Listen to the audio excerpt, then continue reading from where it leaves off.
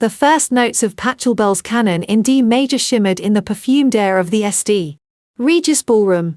350 of New York's supposed finest shifted in their gilded chairs. A sea of couture and carefully curated smiles. The scent of 10,000 white roses, imported from Ecuador just this morning, was cloying, thick enough to taste. I hated white roses, Jacob insisted. Amelia Grace. I reminded myself, gripping the bouquet of those damned white roses. You're Amelia Grace today, not Amelie. The heavy silk and French lace of my wedding gown, a Vera Wang original with a price tag that could fund a small college scholarship, whispered against the polished marble floor as I began the long walk. 350 pairs of eyes tracked my progress. I kept my gaze fixed on the man waiting at the end of the petal-strewn aisle. Jacob Harrington. My fiancé. In 6 minutes, he would be my husband. He looked like a GQ cover. All sharp tuxedo lines and artfully tousled dark hair. His smile was wide, practiced, perfect. The perfect groom. The perfect match for the Harrington name. Old money. New connections. My eyes flickered, just for a second, to the front row. To her. Chloe Harrington. Jacob's adopted sister. She was seated in the prime family spot, draped in a violet Valentino gown that screamed for attention. Her expression was a masterpiece of venomous serenity. A small, icy smile played on her lips. But her eyes, those pale blue eyes, were fixed on Jacob with a possessiveness that turned my stomach. She'd been looking at him that way for years. Jacob always waved it off. She's just clingy. You know how it is with adopted kids. She's insecure. Right. Insecure. My father. Or rather, the man everyone believed was my father, kind. Retired history professor Martin Grace, squeezed my arm where it rested on his. You okay, sweetheart? He murmured, his voice thick with emotion that was only partially an act. Perfect, Dad, I whispered back. My own smile flawless. A lifetime of practice made it so. Just want to get to the end of the aisle. The music swelled. The walk felt eternal. Finally, Professor Grace placed my hand in Jacob's. His grip was warm, firm, confident. He leaned in, his breath smelling of mint and expensive scotch. You look expensive, he whispered. A private joke? I'd balked at the cost of the dress. He'd insisted. Only the best for my bride. The Harringtons have an image. Reverend Michaels began. His voice a sonorous drone about love, honor, and cherishing. The familiar words washed over me. I'd spent the last 24 months building a life to fit this moment. To fit Jacob. The modest apartment in Brooklyn, though I owned the building. The job at a small non-profit, my own multi-million-dollar tech startup. Nova. Was run quietly by a trusted board. The carefully curated past. It was exhausting. Today was supposed to be the end of the pretense. Tonight. I'd planned to tell him everything. Who I really was. What I really had. My test for him had been simple. Love me as Amelia Grace. With her teacher's salary and thrift store chic, outside of this obscene dress. Past that. And you get the truth. You get Amelie Eastman. You get everything. Jacob Alistair Harrington. Reverend Michaels intoned. Do you take this woman to be your lawfully wedded wife? To have and to hold. From this day forward. For better. For worse. For richer. For poorer. In sickness and in health. To love and to cherish. Till death do you part. Jacob's smile didn't waver. He looked deep into my eyes. I saw my reflection in his. I saw the glint of the chandeliers. I saw nothing of the man I thought I'd built a life with. I do. He said. Clear and strong. Amelia Grace, the Reverend began. Turning to me. It happened so fast. Yet every detail etched itself into my mind with crystal. Brutal clarity. A sharp, gasping sob erupted from the front row. Not a quiet, touched by the ceremony sob. A ragged, gut-wrenching sound of pure anguish. All heads, including mine and Jacob's, swiveled. Chloe. She was bent double. A delicate hand pressed to her mouth. Her slender shoulders shaking. The perfect picture of devastating grief. Tears, real, glistening tears, streaked her flawlessly made-up cheeks. The pale blue eyes, now swimming in misery, were locked on Jacob. Jacob's hand went rigid in mine. "Chloe," he said, his voice low, concerned. She shook her head, a helpless, fragile motion. I'm sorry," she choked out, her voice carrying in the dead silent room. "Please, continue. It's so beautiful." She tried for a brave smile that shattered into another sob. "She looks so much like her." A confused murmur rippled through the crowd. "Like who?" Jacob's face paled. "Chloe, what are you talking about?" Chloe drew a shuddering breath, looking directly at me with an apology that was pure acid. "Your mother, Jacob. Amelia, in that dress. She looks just like the portrait of your mother on her wedding day. The one in the library. It's uncanny. And Mom's not here to see it." A fresh wave of tears. "I miss her so much right now. I'm sorry, Amelia. I'm ruining your day." Understanding, cold and sick, dawned on me. Jacob's mother, Eleanor Harrington, had died of a swift, brutal cancer when he was 15. It was his defining tragedy. Chloe, adopted at 5, had been her shadow. Eleanor's death had shattered them both, bound them in a grief Jacob had never fully escaped. And Chloe knew every chord to play. But the portrait. I'd seen it. Eleanor Harrington had been a redhead with freckles and an emerald green dress. I looked nothing like her. This was a calculated strike. Jacob was staring at me now. But not at my face. He was staring at the dress. His eyes, once warm, were turning distant, then clouded, then dark with a storm I'd never seen. "The dress," he muttered, his voice strange. "Jacob," I said softly, squeezing his hand. "It's okay. Let's just finish." He didn't hear me. He was in some memory, some wound Chloe had just viciously reopened. "You chose this dress," he said, louder. "You insisted on it." I reminded him, keeping my tone gentle, reasonable. "The eyes of the city were on us. You said Vera Wang or nothing. You knew," he whispered, the words carrying. "You knew about the portrait." "Jacob, I've never even seen," I began. But Chloe cut me off with another heartbroken cry. "Don't be angry with her, Jakey," she wept, using the childhood nickname she knew I hated. "She couldn't have known. It's my fault. I should never have said anything. It's just, the lace on the sleeves, it's identical. It feels like she's mocking her." The last word was a barely audible whisper. But Jacob heard it. The whole front row heard it. Mocking her. Jacob's face transformed. The handsome, charming mask dissolved into something raw, ugly, and furious. The grief Chloe had summoned was being redirected, twisted, aimed squarely at me. "Is that true?" His voice was low. "Dangerous. Was this some kind of joke to you? Dressing up as my dead mother for your big entrance?" The absurdity, the sheer audacity of the accusation stole my breath. "Jacob, that's insane. Look at me. I look nothing like her. Chloe is lying. Don't you dare call my sister a liar," he roared. The collective gasp from the audience was like a wave.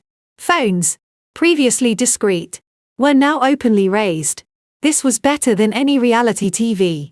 "She's manipulating you. Jacob, can't you see that?" My calm was fraying. The Amelia Grace persona was cracking under the assault. Emily Eastman, who had faced down hostile board members and corporate raiders, began to surface. "This is your wedding. Our wedding. You don't get to talk about my family," he snarled, his eyes wild. "You, with your nobody father and your pathetic little life. You were lucky I even looked at you. And this is how you repay me. By spitting on my mother's memory." He was breathing heavily, his chest heaving. His gaze dropped again to the dress, to the exquisite, fragile lace on the sleeves that had cost $5,000 alone. Rage, grief, and Chloe's poisonous whispers boiled over. With a primal, guttural yell that silenced the last murmurs in the room, his hands came up. They weren't gentle. They weren't careful. They grabbed the delicate lace and silk at my shoulder. And he pulled. The sound was horrifying. A sharp, violent rip that echoed in the cavernous, stunned silence. Cold air hit my skin. The heavy, beautiful bodice tore open, the intricate beading scattering across the marble like terrified diamonds. The dress, the 3 million stitches, 3 months of work, $30,000 dress, gaped open, hanging lopsided and ruined. I staggered back, clutching the torn fabric to my chest. My heart wasn't racing with fear. It was a slow, hard, frozen drum of pure, unadulterated fury. Jacob stood there, a torn piece of lace and silk in his fist, his chest heaving. The look on his face wasn't remorse. It was triumph. A sick, ugly triumph, fueled by Chloe's tears. He glanced at her. She had straightened up, the tears already drying. Her face was a mask of pained sympathy. But her eyes glittered with cold, savage victory. She gave an almost imperceptible nod. He turned back to me, drawing himself up to his full height, the shred of my wedding dress dangling from his fingers like a trophy. He pointed to the grand, arched doors of the ballroom with that same hand. His voice, when it came, was not a shout. It was a clear, cold, commanding decree meant to humiliate, to annihilate, heard in every corner of the dead-silent room. Get out. He paused, letting the 2 syllables hang in the air. Then, louder, dripping with contempt, get out. You pathetic, social climbing whore. Your little act is over. That, he sneered, flicking his wrist so the torn fabric fluttered. Disgusting spectacle makes my sister sick. It makes me sick. Get the hell out of my sight. The silence was absolute, profound. You could have heard a petal drop from one of the 10,000 roses. 350 people held their breath. My father, Professor Grace, took a step forward, his face purple with rage. Now see here. You little, I raised my hand. A single, calm gesture. He stopped. All the heat, all the chaos, all the shattered dreams inside me coalesced into a single point of absolute zero. The test was over. Jacob had failed, catastrophically. A slow, serene smile touched my lips. It wasn't the smile of Amelia Grace, the bruised and battered bride. It was the smile of Amley Eastman, heir to the Eastman fortune, CEO of Nova Dynamics, and a woman who had just seen her opponent overplay his hand in the most spectacular fashion. I didn't look at Jacob. I didn't look at the weeping, now silent Chloe. I didn't look at the sea of shocked, voyeuristic faces. I looked down at the ravaged masterpiece at my feet. Slowly, deliberately, I knelt. The torn silk whispered against the cold floor. I didn't pick up the piece in Jacob's hand, the trophy he still clutched. I reached for a larger fragment, a swath of the skirt near my feet, heavy with beading and embroidery. I gathered it up, feeling the weight of the ruined potential in my hands. I stood, holding the torn fabric with a reverence one might show a fallen banner. Then, I reached into the ruined bodice of my dress. My phone, a slim, black, unremarkable-looking device, was in a hidden seam. I drew it out. The click of the screen unlocking was the only sound in the universe. I didn't scroll. I had one number on speed dial. I pressed it and raised the phone to my ear. It rang once. A voice answered. Deep, calm, and familiar. Status. My voice, when I spoke, was clear, calm, and carried. It was not the voice of a victim. It was the voice of someone giving an order. Code black. The venue. Now. I didn't wait for a response. I ended the call and slipped the phone back into the torn lining of my dress. Jacob stared, his triumph faltering, confusion seeping into the rage. What was that? Who are you calling? Your dad. He let out a harsh, disbelieving laugh. To do what? Amelia. Give me a failing grade in medieval history. Chloe had stopped her performative crying altogether. She was watching me. A faint line of unease between her perfectly sculpted brows. You'll see, I said softly, my serene smile still in place. I held the torn silk to my chest like a shield, or a flag. We stood there, frozen in the shattered tableau, for what felt like an eternity but could only have been 90 seconds. Then, the sounds began. First, a low, collective rumble from outside, Like distant thunder. It grew closer, louder, resolving into the distinct, powerful growl of high-performance engines. Not one, not 10, dozens. Heads turned toward the tall, draped windows. The ballroom was on the second floor. But the noise was unmistakable and swelling by the second, a deep, pervasive chorus of automotive might. A low, vibrating thrum seemed to shake the very crystal in the chandeliers. Then, the first scream from outside, a valet, high-pitched with shock. Then, tires screeching on the circular driveway. Not in panic, but in precise, aggressive maneuvers. The sounds multiplied, overlapped, surrounded the building. Tires on gravel. Slammed doors. Not the polite thunk-off luxury sedans, but the heavy, solid chunk-off armored vehicle doors. Whump, whump, whump whump whump. The guests nearest the windows rushed to peer out, their manners obliterated by the escalating drama. Their shocked exclamations rippled back into the room. Oh my God, what in the world? There's cars, a line of them, they're surrounding the hotel, they're all black, all the same. Jacob's confusion was now full-blown alarm. He strode to the nearest window, Chloe scrambling to his side. He yanked back the heavy velvet drape.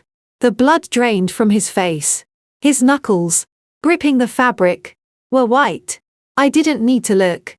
I knew what he saw.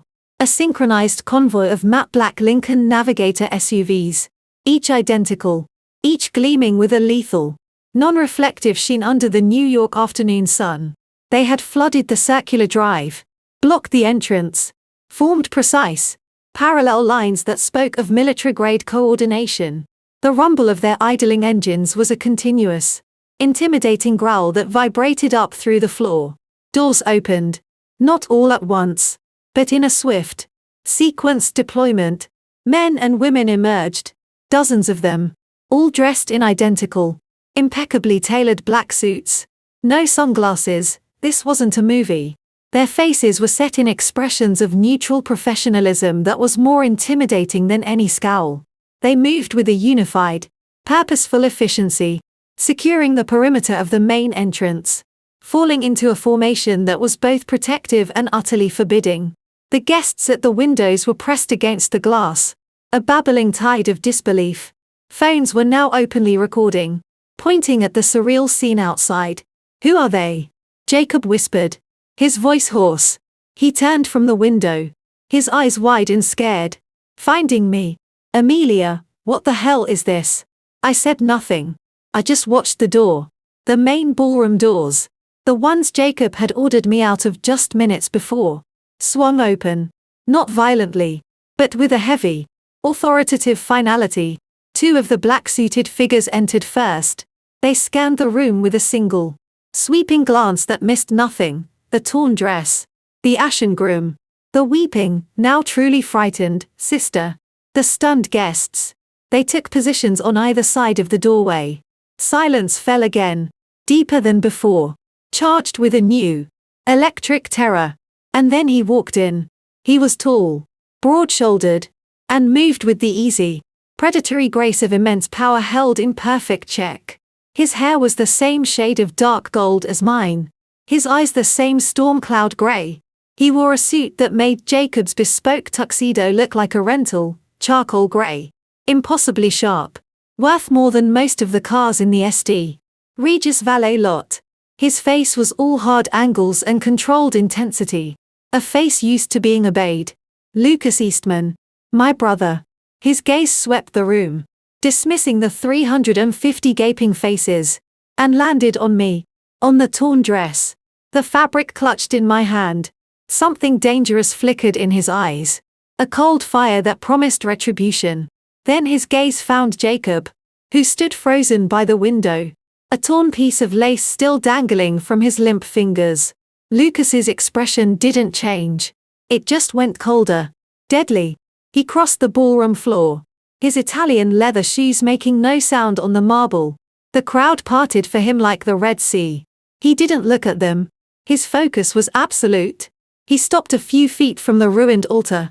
He looked at me, and for the first time, his expression softened, just a fraction, a question in his eyes. I gave a single, small nod. I'm okay. He turned to face Jacob. His voice, when he spoke, was quiet, cultured, and cut through the silence like a scalpel. Jacob Harrington, he said. It wasn't a question. Jacob, to his credit, tried to rally. He drew himself up, dropping the piece of my dress as if it burned him. Who are you? What is the meaning of this? This is a private event. Security, no one moved. The hotel security guards, stationed at the doors, were now flanked by two of Lucas's impassive people. Lucas ignored the bluster. He took one more step forward, into Jacob's space.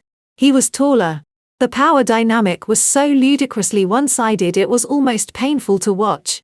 You, Lucas said, his voice dropping to a near whisper that somehow carried to every ear, have just torn a $30,000 dress from the body of an Eastman. He paused, letting the name land. It took a second, a heartbeat, then another, then a susurrus of shock, recognition, and sheer awe swept through the ballroom. Eastman. Jacob blinked, uncomprehending. A what? Eastman. What are you talking about? Lucas's lip curled, the faintest sign of contempt. He didn't answer Jacob. Instead, he half-turned, addressing the room, his voice now projecting, clear and cold. My name is Lucas Eastman, CEO of Eastman Global Holdings. He gestured toward me with a slight, respectful tilt of his head. And this is my sister, Emily Eastman, heir to the Eastman Trust, principal shareholder and CEO of Nova Dynamics. The gasps this time were deafening. Nova Dynamics was the whisper in Silicon Valley, the secretive, skyrocketing tech darling. Eastman Global was Eastman Global, a multi-generational empire woven into the fabric of American industry, finance, and politics. Old money that made the Harringtons look like nouveau arrivants. Jacob's face was a cartoon of dawning, abject horror. His mouth opened, closed, opened again. No sound came out. He looked from Lucas's implacable face to mine, to the torn silk in my hand, to the black-suited army at the doors, to the fleet of vehicles choking his wedding venue outside. The pieces, the impossible, terrifying pieces, were crashing together in his mind. Chloe made a small, strangled sound. All the color had left her face. The triumph was gone, replaced by a primal, petrified fear. She understood the name. She understood what it meant. Lucas turned his icy gaze back to Jacob. He leaned in, close enough that only Jacob, Chloe, and I could hear his next words. You were given a treasure beyond your comprehension. He murmured, each word a shard of glass. And you treated it like trash. You humiliated her. In front of these people. He didn't bother to glance at the crowd. The dismissal was absolute. So now, Jacob Harrington, we're going to play a new game. He straightened up, his voice returning to its normal, carrying volume. The game is called Consequences. He looked at me, his eyes asking the silent question again. Your move, little sister. I met his gaze, then let my eyes travel slowly, deliberately, across Jacob's ashen face, to Chloe's terrified one, and finally over the sea of stunned, silent guests. I took a step forward. The torn silk of my wedding gown trailed behind me like a shredded banner. I held my head high. The smile that touched my lips was no longer serene. It was sharp. It was victorious. It was pure. Unadulterated Emily. The wedding, I announced, my voice ringing clear and steady in the perfect silence, is officially cancelled. I let the words hang, watching the final flicker of hope die in Jacob's eyes. Now, I said, my gaze locking with his, let's talk about what happens next. The silence in the St. Regis ballroom was no longer stunned. It was suffocating. A thick, pressurized quiet, broken only by the low, industrial hum of the idling SUVs outside and the rapid, panicked breathing of Jacob Harrington. His face had passed through horror and settled into a waxen, bloodless disbelief. His eyes, fixed on me, darted between my face and the grim, imposing figure of my brother Lucas, as if trying to reconcile the two images and failing utterly. Amelia. The name was a choked whisper. Then, a spark of desperate, pathetic denial. This is a joke. A sick, tasteless joke. Who are these people? Amelia. Tell them to leave. Lucas didn't even glance at him. He kept his eyes on me. A silent pillar of support. The 53 black-suited operatives, Eastman Global Security. The best private protection firm money could buy. And we owned the company, had solidified their positions. They weren't blocking the exits. Not in a legally problematic way. They were simply present. A human wall of quiet, intimidating efficiency that made the idea of leaving seem inadvisable. Her name, Lucas said, his voice cutting through Jacob's spluttering, is Emily Eastman. You had 2 years to learn that. You chose not to see her. I took a step forward, the torn silk of my skirt whispering against the marble. The physical chill from the torn bodice was nothing compared to the cold, clear fury crystallizing in my veins. I addressed the room, my voice carrying the effortless, boardroom projecting tone I'd honed in meetings that decided billion-dollar deals. To our guests, I began. A bitter, ironic word now. I apologize for the interruption to what was supposed to be a celebration. The festivities, as you can see, have taken an unexpected turn. My gaze swept over them. I saw the dawning calculations in their eyes. The socialites, the bankers, the minor politicians who'd come to kiss Harrington ring, they were all mentally rewiring the last 2 years. Every interaction with Amelia Grace, the quiet, unassuming non-profit worker, the pieces were snapping into a new, terrifying picture. The modest apartment, a cover. The understated clothes, a choice. The lack of family fanfare, a necessity.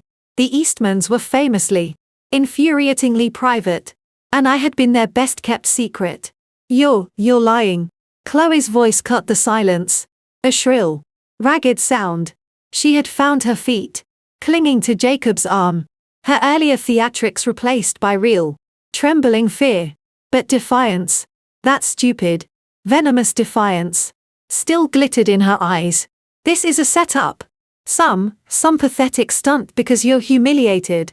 You hired actors, she pointed a shaking, manicured finger at Lucas. He's not Lucas Eastman. No one has seen Lucas Eastman in public for years. A low murmur of agreement rippled through some of the Harrington loyalists. Hope, fragile and foolish, flickered on Jacob's face. Lucas's response was a faint, humorless smirk. He didn't argue. He simply reached into the inside pocket of his immaculate suit jacket and withdrew his phone. He tapped the screen twice, then held it up, turning slowly so the crowd could see. It was a live financial news feed. CNBC. The banner at the bottom of the screen was unmistakable. Market alert. Eastman Global Holdings, trading halt pending major announcement. The chyron below it scrolled, unconfirmed reports of a hostile takeover bid for Harrington Media Group by an Eastman subsidiary. Sources indicate Lucas Eastman personally in Manhattan. The blood drained from Jacob's face so completely I thought he might faint. Harrington Media Group. His family's crown jewel. Their source of old money prestige. A modest but profitable chain of regional newspapers and radio stations. A gnat buzzing around the feet of the Eastman media empire. Takeover.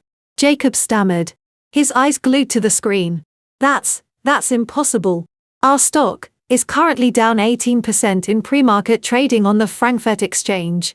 Lucas said, pocketing his phone as if discussing the weather. The announcement of our tender offer goes live in approximately 7 minutes. Assuming, he added, his grey eyes locking onto mine. My sister gives the final authorization. All eyes swung back to me. The power in the room had not just shifted. It had undergone a seismic, irreversible transfer. It pulsed around me. A tangible force. I was no longer the jilted bride. I was the deciding vote in the annihilation of a family legacy. Emily, please. The voice was new, cracked with age and panic. Richard Harrington, Jacob's father, pushed his way through the crowd. His distinguished, silver-haired composure was shattered. He looked every one of his 65 years. And then some. Amelia. Emily, whoever you are, this is a terrible misunderstanding. A family quarrel. We can sort this out privately. For God's sake, a misunderstanding. Richard. My voice was calm. Ice cold. I'd always called him Mr. Harrington. The use of his first name made him flinch. Your son publicly tore my wedding dress, called me a whore, and ordered me out of my own wedding at the whispered suggestion of his. I let my gaze fall on Chloe, who shrank back. His devoted sister. Which part is the misunderstanding? He was upset. Provoked, Richard cried, waving a hand desperately at Chloe. This creature has been poisoning his mind for years. We all know it. A fresh wave of gasps. Even in his desperation, Richard had thrown his adopted daughter under the bus. The Harrington family facade was crumbling in real time. Chloe's face contorted with a mixture of betrayal and fury. You, she shrieked at Richard, her carefully cultivated poise gone. You loved it when I kept him in line. When I made sure he didn't marry that gold-digging socialite from the Carrington family. You used me to control who he married, not to drive away the heir to the largest private fortune on the eastern seaboard, Richard roared back, his face purple. The crowd was eating it up. This was better than cable. Phones were held aloft. Recording. Live streaming. The Eastman security team made no move to stop them. Lucas gave a subtle nod to one of his people, who seemed to be making his own discreet recording. Evidence. I knew. For the lawyers. Enough. The word. From me. Was quiet. But it cut through. The Harrington family spat like a knife. They fell silent, both breathing heavily, staring at me with a mix of terror and hatred. I turned my attention to Jacob. He was the architect of this. He was the one who took the knife Chloe offered and plunged it into me. You wanted to know who I am, Jacob, I said, walking slowly toward him. The sound of my heels on the marble was the only sound in the world. You spent 2 years telling me about your family's legacy, the Harrington name, the media dynasty. I stopped a foot from him. He smelled of fierce sweat and expensive cologne. You were so proud of your little empire. You had no idea you were dating yours. I reached into the torn lining of my bodice again, past my phone. My fingers closed around a small, slim flash drive on a titanium chain. I pulled it out. It was unremarkable, gunmetal grey. This, I said, holding it up, is a hardware key. It contains the access codes to my personal, offshore holdings, a fraction of them. I tossed it lightly in my hand. The value of the assets this key alone can move is approximately, I paused, as if doing mental math, 70 times the market capitalization of Harrington Media Group. On a bad day, Jacob made a sound like a drowning man. Amelia. Amley. I didn't know. He whispered, his eyes wide, pleading. The anger was gone, replaced by a craven, groveling terror. You have to believe me. I loved you. I love you. All of this, it was a mistake. A moment of insanity. He jerked his head toward Chloe, his expression twisting with sudden, vicious blame. She manipulated me. She's sick. She's always been obsessed. I never encouraged it. I swear. Chloe stared at him, her mouth agape.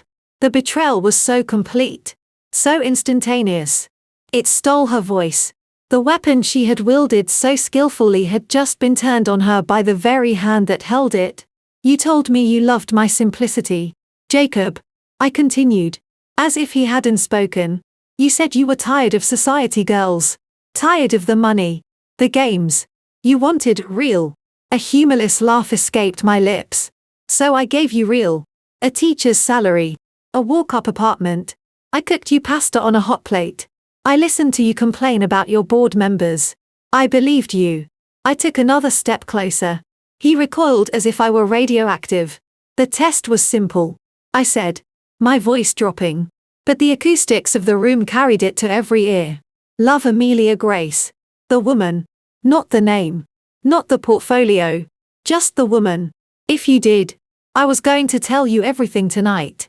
I was going to introduce you to my brother. My father. I was going to give you a world you couldn't even imagine. I looked at the torn silk in my other hand. You failed. Spectacularly. You proved that what you really wanted wasn't real. It was control. It was someone you could look down on. Someone whose world you could be the son of.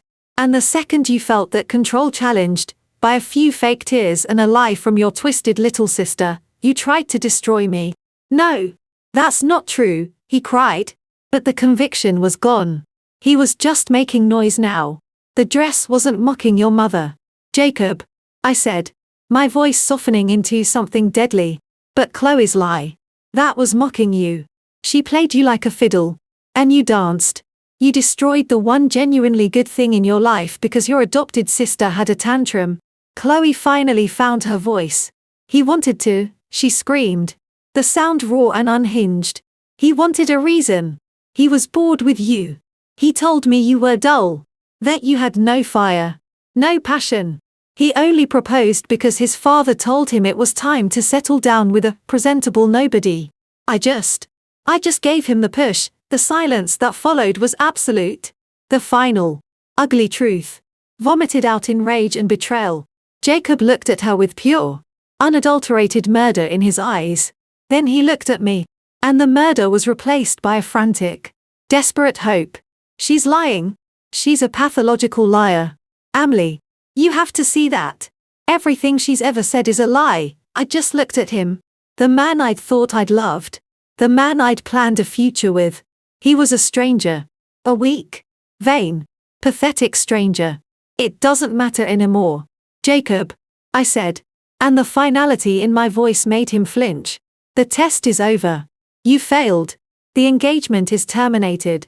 All agreements, understandings, and associations between myself, Emily Eastman, and you, Jacob Harrington, or any entity bearing the Harrington name, are hereby null and void. I turned to Lucas and gave a single, slight nod. He understood. He raised his voice. The CEO voice that commanded boardrooms. The tender offer for Harrington Media Group is authorized. Effective immediately. Eastman Global will purchase all outstanding shares at a 30% premium to yesterday's closing price. Accrual. Calculated mercy. It was a lowball offer. But not predatory enough to trigger regulatory screams. It was a dismissal. A tip for service. It said we're buying you not because we want you, but because we can. And it's easier than stepping over you. Richard Harrington made a sound like a wounded animal and sank into a velvet-covered chair. His head in his hands. Jacob just stared. Comprehension dawning. He wasn't just losing a wife. He was losing his identity. Harrington Media was the Harrington identity. You can't, he whispered. My family, our legacy, your legacy, I said softly, was a house of cards. And you just blew it down yourself. I gestured to the room. To the watching world. With 350 witnesses. I turned my back on him. It was the greatest insult I could deliver. He was no longer worth my attention. My eyes found Chloe. She was shaking. Alone. The reality of her situation crashing down. She had wanted to drive me away. To have Jacob to herself. She had succeeded beyond her wildest dreams. And in doing so, had destroyed the very thing she wanted to possess. As for you, I said. She flinched. Your little game is over. The scholarship fund at Columbia. The one for disadvantaged youth that paid for your master's in art history. I saw her eyes widen. She hadn't known I knew. Funded by an Eastman family foundation. Revoked. The apartment on the Upper East Side. Owned by a shell corporation. Our shell corporation. Consider your lease terminated. The trust fund from your late biological parents that you've been living on. I let a cold smile touch my lips. Administered by Eastman Trust. Frozen. As of now. Her face was a mask of utter devastation. She had built her entire life. Her sense of superiority. On a foundation of Eastman money she never knew existed. And I had just pulled the plug. You can't do that, she breathed. I already have. I said. I glanced at one of Lucas's security leads. A severe-looking woman with sharp eyes. Maya, please escort Ms. Harrington from the premises. She is no longer a guest. See that she collects nothing from the bride's suite. It's all mine. Maya nodded and took a step forward. No. Jacob. Jakey. Please. Chloe lunged for her brother. her fingers clutching at his tuxedo sleeve. Jacob, his own world in ashes, looked at her with pure, unadulterated hatred. He wrenched his arm away as if her touch burned. "Get away from me. You psychotic bitch," he snarled. "Look what you've done." Maya took Chloe's arm in a firm, professional grip. "This way." Chloe was led away, sobbing now with a genuine, ragged horror, her cries echoing in the grand room until a door swung shut behind her. I took a final look at the ruins of my wedding. The white roses seemed garish now. The string quartet was long gone. The 350 guests were a silent, stunned audience to the end of an era. "Lucas," I said. "Emily," he replied, his voice gentle now. "For me alone. I'd like to go home." He offered me his arm, not to steady me. A gesture of solidarity, of family. I took it, the torn silk of my wedding dress still clutched in my other hand. I didn't look back at Jacob, standing broken amidst the ruins of his life.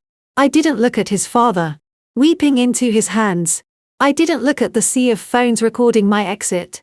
I walked, head high, on the arm of my brother, through the parted crowd, past the rows of black-suited security, out of the ballroom and into the plush hallway. The door swung shut behind us, muffling the erupting chaos within. In the hallway, the professionalism of the Eastman team was absolute. No one stared. No one commented. They simply formed a phalanx around us, moving with silent efficiency toward the private elevator bank that had been secured. Only when the elevator doors closed, leaving just me, Lucas, and his head of security, did I let my shoulders slump. Just a fraction. The adrenaline was beginning to recede, leaving a cold, hollow exhaustion. Lucas didn't say a word. He simply put a heavy, steadying arm around my shoulders and pulled me against his side. The solid, unwavering strength of him was the final anchor I needed. The elevator descended. "The car is downstairs," the security head said, his voice a low rumble. "Press is already gathering. We have a route." Lucas nodded. He looked down at me, at the ruined, $30,000 dress. "You okay?" I took a deep, shuddering breath. I thought of Jacob's face, twisted in rage, of Chloe's smug smile, of the sound of tearing silk. Then I thought of the look on Jacob's face when he realized who I was. The sheer, abject terror. A slow, real smile touched my lips. It felt good. "I will be," I said, and my voice was steady. "But first, I'm burning this dress." A genuine, if weary, smile touched Lucas's eyes. "I'll get the gasoline. Dad's waiting at the townhouse. He's eager to see you." The elevator doors opened to the subterranean garage. Instead of the usual chaos of a hotel loading dock, it was a scene of ordered, silent power. A dozen of the black navigators were idling in a precise formation. The lead car, a longer, armored model, had its door open. As we walked toward it, a figure stepped out of the shadows near a concrete pillar. Richard Harrington. He must have taken the service stairs. He looked old, broken, and desperate. "Emily, please," he rushed forward, but two security personnel interposed themselves smoothly, blocking his path. "Please, you have to listen. Jacob is a fool. A blind, stupid fool. But the company, my father built it, his father before him, it's all we have. Don't do this. Name your price. Anything." I paused before ducking into the car. I looked at the broken man, the patriarch of a family that was now, for all intents and purposes, finished.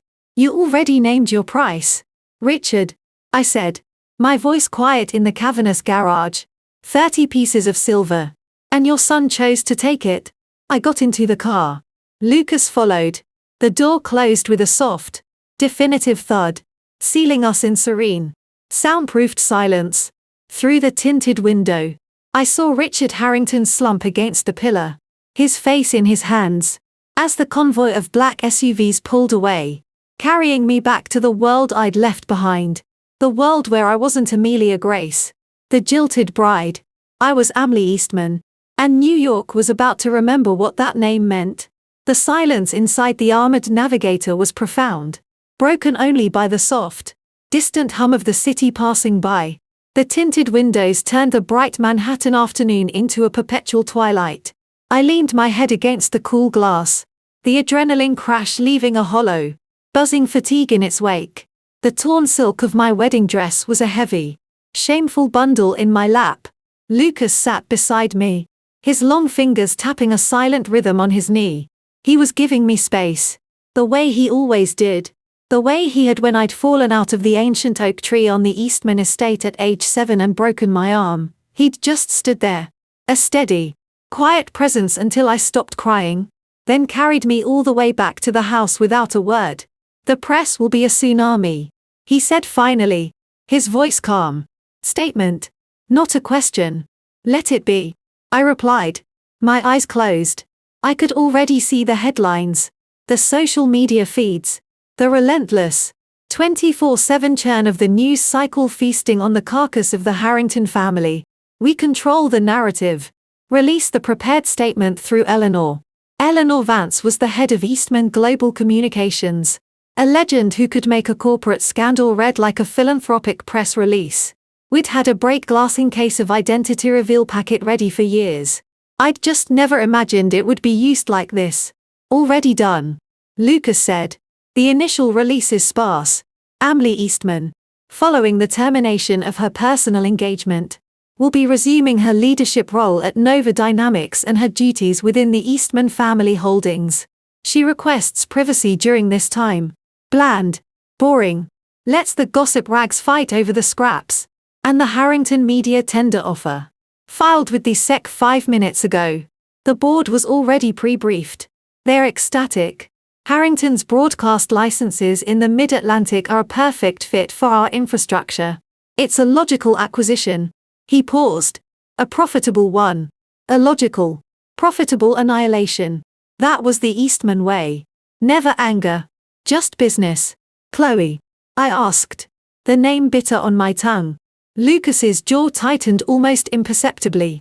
Maya escorted her to the apartment, gave her 10 minutes, under supervision, to pack a single suitcase of personal items. Nothing of value. She's now in a cab, heading to a paid-for night at a Motel 6 near JFK. The foundation scholarship payments are halted. The trust is frozen. The apartment lease is terminated. Effective midnight. Her credit cards are linked to the trust. They'll be declined by dinner. It was swift, clinical, and utterly merciless. A life dismantled in an hour. I felt a flicker of something, not pity. Never pity for her, but a cold recognition of the machinery I'd just set in motion. The Eastman machinery. "She'll run to the press," I said. "Undoubtedly. We have the full, multi-angle security footage from the ballroom. Audio clear. We have her confession. Jacob's abuse. The whole sordid show. If she so much as tweets a lie, our legal team releases it. Defamation per se. We'll own what's left of her life." He said it without malice. It was just a fact. A contingency plan. The car glided to a halt. We weren't at the Eastman townhouse. We were outside a nondescript, sleek building in Midtown. Nova Dynamics' New York flagship. "I thought we were going home," I said, frowning. "Dad's here," Lucas said simply, opening his door. He wanted neutral ground. "And you'll want to change." He was right. I couldn't face my father in the tattered remains of a wedding dress. I followed him inside, through a private lobby, into a private elevator that required his palm print and a retinal scan. The Nova offices were a testament to quiet, obscene wealth, soaring ceilings, living walls of greenery, art that probably belonged in MoMA. It was deserted. Sunday. We went directly to the CEO's suite, my suite. A change of clothes was already waiting, a simple, impeccably cut black jumpsuit, flat shoes, a soft cashmere wrap. My size. Of course. I changed in the luxurious bathroom, scrubbing the heavy wedding makeup from my face with a ferocity that left my skin pink. I looked at my reflection, pale, eyes shadowed, but steady. Emily Eastman looked back. When I emerged, Lucas was standing by the floor-to-ceiling window, looking out at the city, in the sitting area, in my favorite armchair.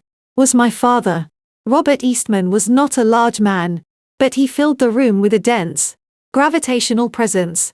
In his mid-70s, his hair was pure white, his face a network of lines carved by decades of command. He wore a simple sweater and slacks, but they did nothing to soften him.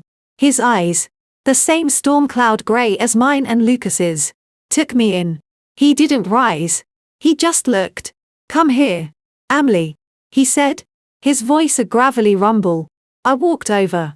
He reached out, not for a hug, but to take my hand. His grip was strong, leathery. He turned it over, looking at the bare finger wear. Until a few hours ago, a 5-carat Harrington heirloom diamond had sat. He tore the dress. My father stated, "Yes. He called you a whore.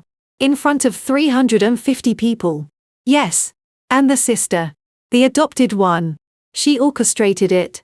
She provided the lie. He provided the brutality." Robert Eastman nodded slowly. He let go of my hand. For a long moment, he said nothing. Then, he spoke. "Good." I blinked. "Good. The test was necessary. You insisted on it.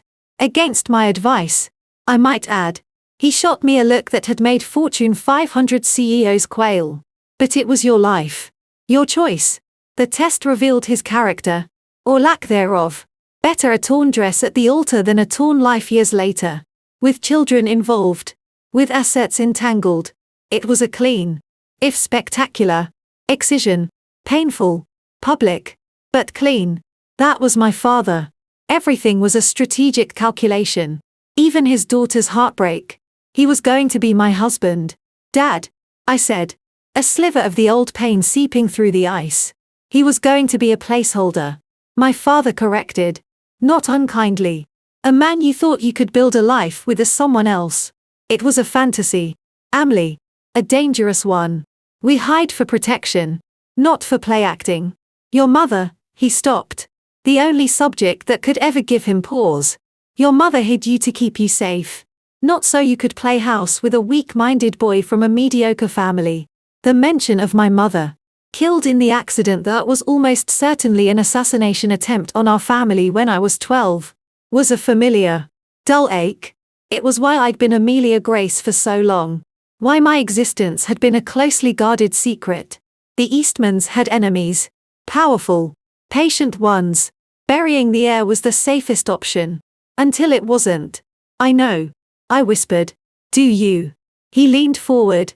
"Because what you did today, while spectacularly satisfying, has blown your cover to smithereens. The name Emily Eastman is, as of this moment, trending worldwide. The carefully constructed life of Amelia Grace is gone. The sharks are circling. Not just the gossip sharks. The real ones. The ones who have waited a long time for an Eastman to be this exposed. This, emotionally compromised." He was right. The fear was a cold trickle down my spine. I'd been so focused on the revenge, on the look on Jacob's face. I hadn't fully processed the consequences for me. "We accelerate the timeline," Lucas said from the window. Turning around. Emily's return was always going to be managed. A soft launch. Interviews with Forbes. A curated philanthropy announcement. Now, it's a war footing. We go public with everything. Nova, your chairmanship of the Eastman Foundation. We put you in front of the world. On our terms. Before the world comes for you on theirs. And the Harrington Media acquisition is the first salvo. My father said. A glint of ruthless approval in his eyes. A demonstration of power. Swift. Decisive. And utterly legal. It tells everyone watching that you are not a victim. You are a predator. And the Harringtons are your first meal. There was a knock on the suite door. Maya, the security lead, entered. "Sir." "He's here." "Who?" I asked. "Jacob Harrington." My father said, as if he'd been expecting it. "He's in the lobby, making a scene. Demanding to see you." I felt a surge of cold anger. Have security remove him. He's claiming he'll go to the press. That he has his side of the story. Maya said. Her tone neutral. Lucas snorted. His side is on video from 12 different angles. Let him try. No. My father said. rising slowly from his chair. Let him up. Dad, Lucas began. Robert Eastman held up a hand. He came to the wrong building. To her building. This is her territory now. Her boardroom. He looked at me. Do you want to see him? Did I? The thought of facing him again. Of seeing the pleading. The excuses. The rage. Made me feel sick. But my father was right. This was my territory. My company. My life. Running from him now would be a sign of weakness. And Eastman's did not show weakness. Send him up. I said. My voice flat.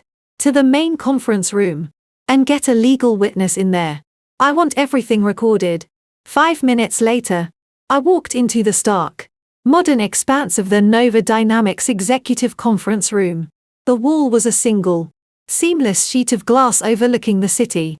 I took the seat at the head of the long, polished black table. Lucas stood by the window, a silent sentinel. My father had chosen to observe from my office, via the security feed. A young, sharp-eyed man from Eastman Legal sat discreetly in the corner with a recorder. Jacob was ushered in. He looked destroyed. His tuxedo was rumpled, the bow tie hanging loose. His eyes were red-rimmed, wild. He'd been crying, or screaming, probably both. Amley. He breathed, the name sounding foreign on his tongue. He took a step toward me. Sit, Mr. Harrington, I said, nodding to the chair at the far end of the long table.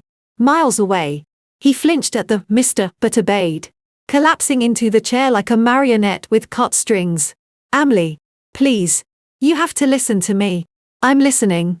It was all her. Chloe. She's sick. Amley. She has been for years.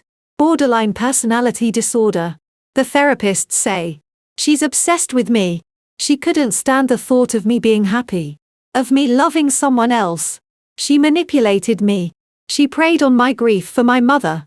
You have to believe me, his words poured out in a desperate, practiced-sounding torrent. The excuses had been formulated on the ride over. I believe that Chloe is manipulative and unwell. I said, my voice cool, measured, the voice I used in board meetings when a division head was underperforming. I believe she wanted you for herself. What I don't believe is that you were an innocent pawn. Jacob, you're a 32-year-old man. A CEO. Allegedly. You chose to believe her lie. You chose to escalate. You chose to put your hands on me and tear my clothing. You chose to humiliate me in the most public way imaginable. Those were your choices. Not hers. I was provoked, he shouted, slamming a hand on the table. The lawyer in the corner made a note. I wasn't thinking. I saw red, you saw a target. Lucas said from the window. Not even looking at him. Someone you perceived as weaker. Someone you thought you could punish with impunity. That's not provocation. Harrington. That's character. Jacob glared at Lucas. A flash of his old, petulant anger returning. This is between me and my fiancé. I am not your fiancé. I said. The words like chips of ice. The engagement is terminated. There is no between us. You are here because my father allowed it. Speak your piece and then leave. He deflated again, the anger leaking away, replaced by a wheedling panic. The company, the takeover. You can't do that. It's my family's life's work. My grandfather built it from nothing, and your father ran it into stagnant irrelevance. And you were driving it into the ground with your lack of vision and your obsession with maintaining appearances over innovation. I replied, citing the summary from our acquisition team's dossier. Eastman Global will streamline it, invest in it, and make it profitable. It will be absorbed. The Harrington name will be retired from the corporate entity within 18 months. A footnote. He stared at me as if seeing me for the first time. The soft, accommodating Amelia was gone. In her place was this cold, analytical stranger who spoke of his birthright as a line item on a spreadsheet. You planned this, he whispered, horror dawning. All of it. The wedding, it was a trap. I leaned forward slightly. The wedding was real. Jacob. My feelings were real. The test was real. The trap was one you built for yourself. Your arrogance. Your entitlement. Your pathetic need for a villain to blame for your own emptiness. which you found in Chloe. You walked into it with your eyes wide open. Tears welled in his eyes again. I love you. Emily. I love you. I made a terrible, terrible mistake. One moment of insanity. We can get past this. We can get help. Chloe is gone. I'll never see her again. We can start over. The real you and me, the sheer, staggering lack of self-awareness took my breath away. You don't love me, Jacob. You don't even know me. You love the idea of the Eastman fortune. You're sitting in a boardroom of a company you never knew I ran, begging for a merger, not a marriage. That's not true, he cried, standing up. The lawyer in the corner shifted, but Lucas just watched, a hawk observing a confused rabbit. I'd love you if you were poor. I did love you when I thought you were poor, then prove it, I said softly. He blinked. What? Sign a prenup? No, not a prenup. A postnup. Renounce all claim, now and forever, to any Eastman assets, trusts, or holdings. Agree that in the event of a marriage, you bring nothing to the table and take nothing with you. Do that. Right now. And we'll talk about counseling. It was a brutal, impossible offer. A test he could not pass. I saw the calculation in his eyes. Swift and ugly. The flicker of hope at the word marriage extinguished by the cold reality of the financial surrender I demanded. His love. Weighed and found bankrupt.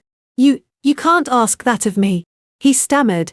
That's not how marriage works. It's a partnership. A partnership implies equal contribution. Lucas drawled. What? Precisely. Are you contributing? Harrington. A failing media company. A famous temper. A parasitic sister. Jacob's face contorted with humiliation and rage. He pointed a shaking finger at me. You're a bitch. You're a cold, heartless bitch. You set me up. You and your rich family. You think you can buy and sell people. You think you can destroy my life because you got your feelings hurt. I stood up. The movement was smooth. Final. I didn't destroy your life. Jacob. You did. I'm merely conducting the liquidation. I nodded to the lawyer. Please have the standard NDA and non-disparagement agreement sent to Mr. Harrington's lawyer. If he or any member of his family speaks publicly about today's events, or about my family, beyond confirming the end of the engagement, we will sue for damages and release the unedited ballroom footage to every media outlet on the planet, including the audio of Chloe's confession and your subsequent negotiations. The color drained from Jacob's face. The footage. He'd forgotten about the footage. His utter, complete humiliation, captured in 4K. You can't, it's already done, I said, walking toward the door. The documents are being drafted. Sign them. And you walk away with the proceeds from the buyout of your family's shares, which, I should add, will be substantial, if not dynasty-making. Fight me. And we bury you in litigation until your grandchildren are in debt. The choice is yours. I reached the door. I didn't look back. Emily, his voice was a broken scream. Emily, please, I paused. My hand on the door handle. Goodbye, Jacob. I walked out. Lucas followed. The door shut behind us, muting the sound of a man's world ending in sobs and rage. In the hallway, I leaned against the wall, letting out a long, shaky breath.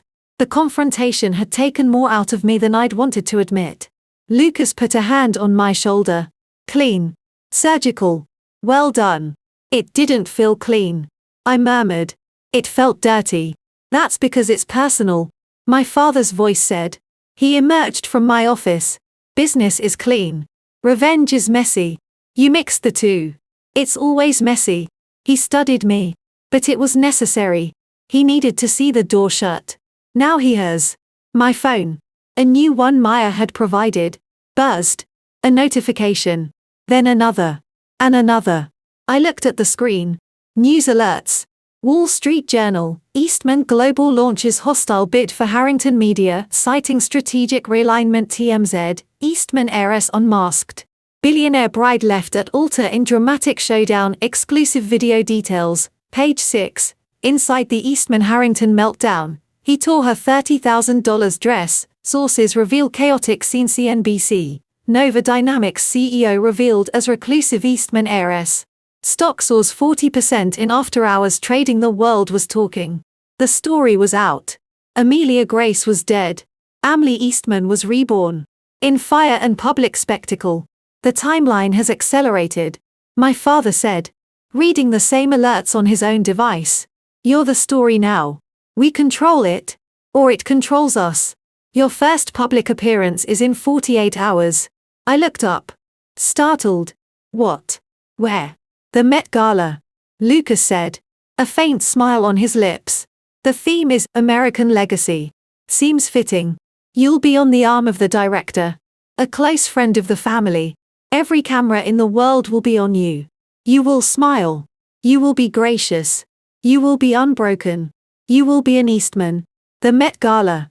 The most scrutinized, photographed, dissected social event on the planet. A battlefield in silk and diamonds. I thought of the torn wedding dress, bundled in a garment bag somewhere, destined for incineration. I thought of the dress I would wear instead. A statement. Armor. And Jacob? I asked. My father's smile was thin and cold. By then, he'll be too busy trying to save what's left of his name to even watch. He was right. The reckoning wasn't over. It had just begun. And for the Harringtons, the true consequences were just starting to roll in. Like the slow, crushing waves of a financial tsunami. My phone buzzed again. A new alert. New York Post. Harrington Media Board accepts Eastman buyout. Jacob Harrington voted out as CEO. I looked at the headline. Then I looked out the window at the city sprawling below, glittering in the late afternoon sun. My city. My world. 48 hours. I said. My voice steady once more. I'll be ready. 48 hours later. The blacked-out SUV glided to a stop at the 81st Street entrance of the Metropolitan Museum of Art. A red carpet. No. A white carpet. Pristine and almost blinding under the barrage of strobes, stretched into a chaos of controlled frenzy. The roar of the crowd. The shouted names. The ceaseless, electric chatter of 1,000 cameras was a physical force pressing against the armored glass. Showtime. Lucas murmured from the seat beside me. He was resplendent in a classic black tuxedo. But his role tonight was not as my date.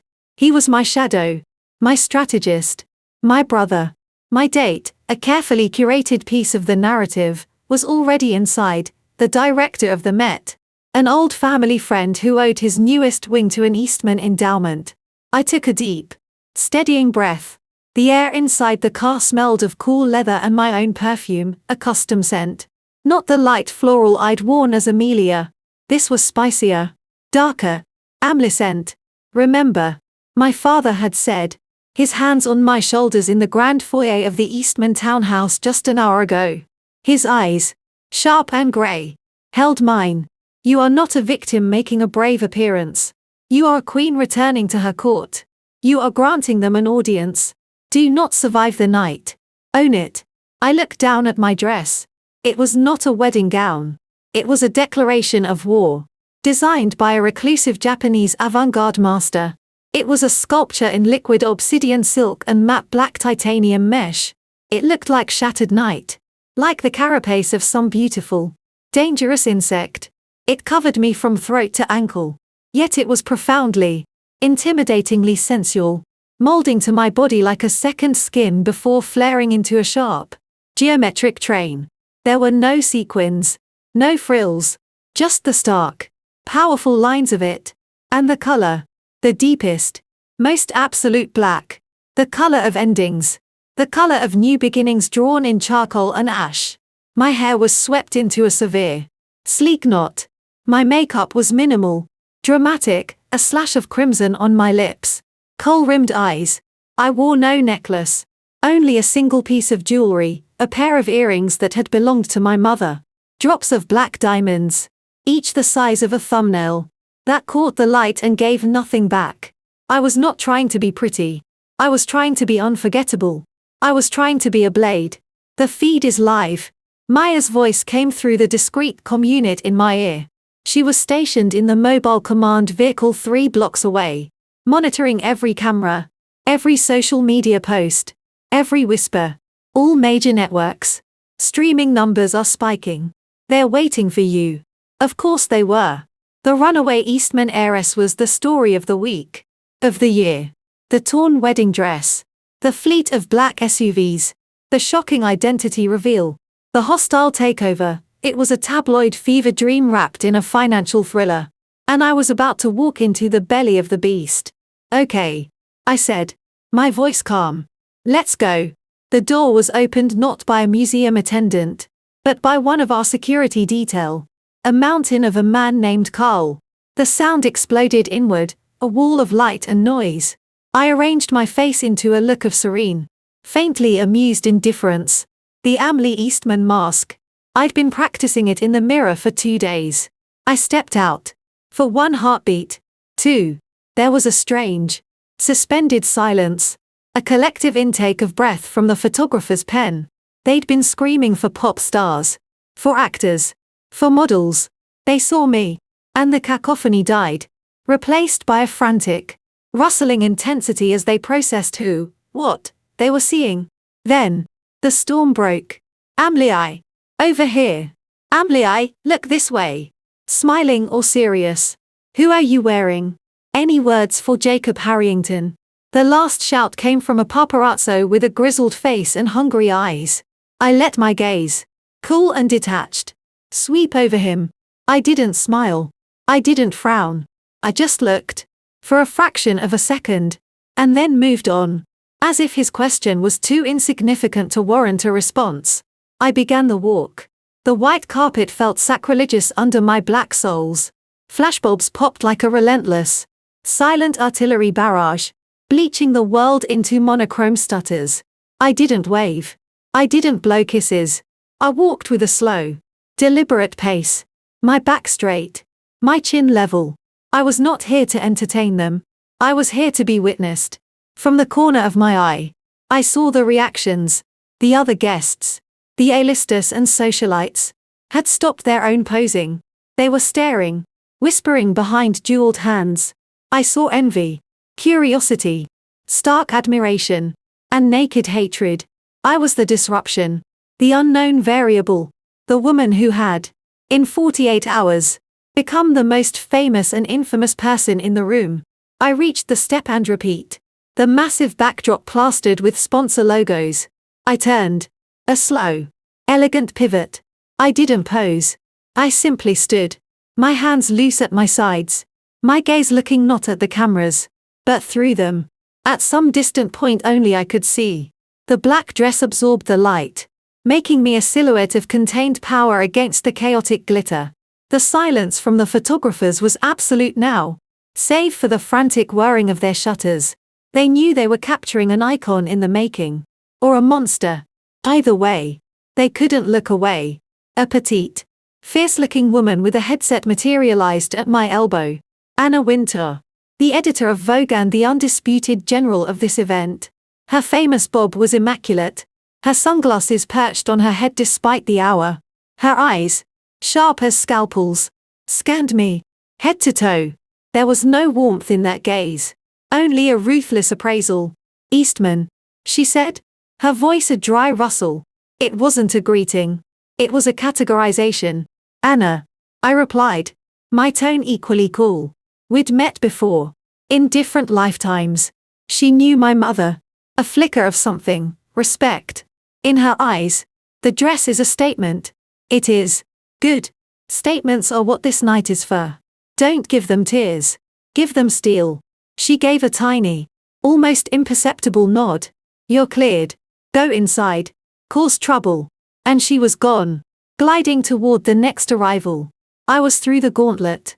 The massive doors of the Met swallowed me, and the sound dampened to a luxurious murmur.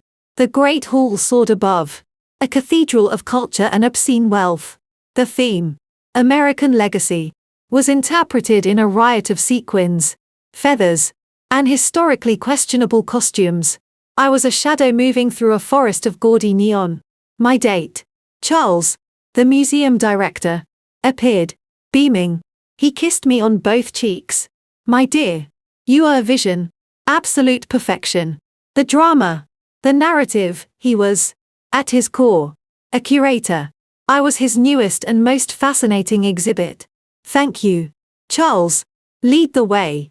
He offered his arm, and we descended into the main party. Every head turned. Conversations stuttered and died. I felt the weight of hundreds of stares. I kept my mask firmly in place, smiling faintly, nodding occasionally to the rare face I recognized and didn't despise. I was halfway to my table when I felt it. A specific, venomous gaze. I turned my head slowly. There, at a table near the edge of the room, sat the Harrington contingent. What was left of it? Richard Harrington, looking shrunken and old in his tuxedo, his face grey. Beside him, his wife, Penelope, stared into her champagne flute as if it held the answers. And Jacob. He looked hollow. His tuxedo was impeccable, but it hung on him as if he'd lost weight overnight. His eyes were dark caverns. He was staring at me with a mixture of raw agony and desperate, burning hope. He hadn't thought I'd come. He'd thought I'd hide. Seeing me here, like this, was a fresh shock. Our eyes met across the crowded, glittering room. I held his gaze for 3 steady heartbeats. No anger, no pity, nothing. As if he were a stranger. A mildly interesting piece of decor. Then I looked away, as one would from a stain on the carpet. The dismissal was absolute. I saw him flinch as if struck. Brava. A smooth, familiar voice said at my shoulder. I turned. Sebastian Thorne. Tech billionaire. Rival. Occasional pain in my ass. And the closest thing I had to a friend in this snake pit. He was dressed as a 1920s bootlegger, complete with a pinstripe suit and a smirk. The Ice Queen cometh. I've been getting stock alerts all day. You've caused quite the stir. Amley. Sebastian. I didn't take you for a gala man. I'm not. I'm here for the schadenfreude. Watching the Harrington empire crumble in real time is the best entertainment I've had all year. The way you orchestrated it, cold. Even for you. His admiration was genuine. Sebastian appreciated ruthless efficiency. I didn't orchestrate the dress ripping. I said dryly. No. But the cleanup. Masterful. Buying his company just to dismantle it. That's the kind of petty, expensive revenge I can get behind. He raised his glass to me.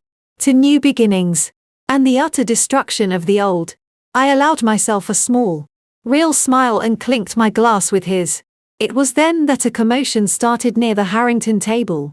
A woman's voice, shrill and familiar, pierced the hum of conversation. You have to let me in. I'm with the family.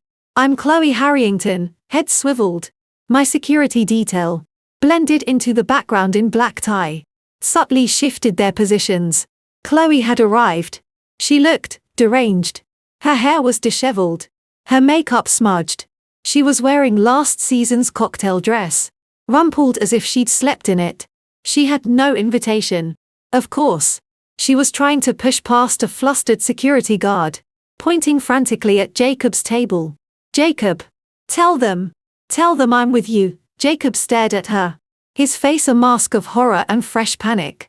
Richard Harrington half rose, his mouth opening and closing like a fish. This was a nightmare for them. A public scene atop a public humiliation. I didn't move. I took a sip of my champagne, watching the scene unfold like a particularly engrossing play. Let her in, I said softly into my comm. Maya's voice, confused, was in my ear. Let her through. Escort her to their table. Politely. A beat of static. Understood. A moment later, 2 of our men, who looked for all the world like museum security, intervened. They spoke quietly to the guard, who stepped aside with palpable relief. They then escorted a struggling, crying Chloe to the Harrington table. It was done with such smooth efficiency that to most, it looked like she was a late, albeit disheveled, guest being shown to her seat. The spectacle, however, was not over. Chloe collapsed into the empty chair next to Jacob, grabbing his arm. You have to help me. They froze everything. My cards are declined. My apartment, there were men changing the locks. You have to talk to her. Her voice, though lowered, carried in the acoustically perfect hall. Jacob tried to shake her off, his face crimson with embarrassment. Chloe, for God's sake. Not here, where else? She shrieked, then lowered her voice to a frantic, hissing whisper. I have nowhere to go. I called him, my father. He won't take my calls. It goes straight to voicemail. That piqued my interest. Chloe's biological father was a mystery she'd always wielded as a tragic backstory, a doomed artist who died before she was born. But the panic in her voice suggested something else. I can't help you, Chloe, Jacob said, his voice tight with suppressed rage. You did this. This is all your fault, they hissed. Frantic argument was the best dinner theater in town. The entire quadrant of the gala was pretending not to watch, while hanging on every word. Then, a new figure approached their table. A man I recognized, Martin Finch, the Harrington family lawyer. He looked grim. He leaned down, speaking quietly to Richard Harrington, then handed him a thick envelope. Richard's hands shook as he opened it. He scanned the first page, and his face went from grey to ashen. He looked up, his eyes searching the crowd desperately until they found me. He stood, the chair scraping loudly. He began to make his way toward me, clutching the papers, weaving through the tables. Jacob, seeing his father, broke away from Chloe and followed, his expression one of dawning dread. The music seemed to fade. A path cleared for them. The room held its breath. This was the confrontation they'd all been waiting for. Richard Harrington stopped a few feet from me. He didn't look like a patriarch anymore. He looked like a ruined man. Emily, he said, his voice trembling. Please, this is too much. He thrust the papers toward me. A lawsuit. For intentional infliction of emotional distress. From Chloe. And you're supporting it. I didn't take the papers. I glanced at them. It was true. Our legal team, the best money could buy, had filed a civil suit on Chloe's behalf against Jacob and Richard Harrington. A malicious, absurd suit that had zero chance of winning but would tie them up in discovery, depositions, and legal fees for years. It was a grenade rolled into their bunker. I'm not supporting it, Richard, I said, my voice calm. The entire room was eavesdropping. I'm merely ensuring she has the best possible representation. Eastman Legal is covering all her costs. Pro bono. We have a soft spot for victims of emotional manipulation and financial abuse within family structures. I let my gaze flick to Jacob, who looked like he might be sick. And the evidence, as you know, is quite compelling. It was a masterstroke of cruelty, using their own weapon against them, funding Chloe's self-destruction to ensure she took them down with her. The Harrington family would be torn apart in court by their own adopted daughter, with the Eastman fortune bankrolling the carnage. You're destroying us, Jacob whispered, his eyes wide with a kind of horrified awe. No, Jacob, I said, finally addressing him directly. My voice was loud enough to carry to the surrounding tables. You did that when you chose to believe a lie over the woman you claimed to love. You did that when you valued your wounded pride over basic decency. I'm just tidying up the mess. A wave of whispers swept through the crowd. This was better than any scripted drama. And the buyout, Richard said. The fight leaving him. The board, they accepted. They voted Jacob out. I'm out. After 3 generations, it was a generous offer, I said, as if discussing the weather. Given the circumstances, your shareholders seemed to think so. They were quite eager to be rid of the volatility of the current leadership. I took another sip of champagne. I'd wish you luck in your future endeavors, but I understand you'll be rather busy with the lawsuit. And, of course, the SEC investigation. That was new. Jacob's head snapped up. What? Oh, didn't you hear? I said, feigning mild surprise. Our due diligence team found some irregularities in Harrington Media's books during the acquisition audit. Creative accounting around some of your radio licenses. Probably nothing. But we're legally obligated to report it. Nasty business. It was the final nail. And SEC investigation was a slow, public death for a financial reputation. Jacob would be unhireable. Pariah. Jacob Harrington took a staggering step back. He looked from me, to his father, to the gawking, glittering crowd. He saw his future in their eyes, the lawsuits, the investigations, the bankruptcy, the ridicule. The legacy he was so proud of was not just sold. It was revealed to be rotten at the core. And he was the one left holding the stinking remains. He opened his mouth, but no sound came out. Then, a low, wounded noise. He turned and fled, pushing his way through the crowd toward an exit, his hand over his mouth. Richard Harrington stared after his son, then back at me. The hatred in his eyes was pure and undiluted, but beneath it was a crushing defeat. He knew he'd lost, on every possible front. He didn't say another word. He just turned and walked slowly, brokenly, back to his table, where his wife was sobbing quietly and Chloe was staring into space. A strange, lost look on her face. The spectacle was over.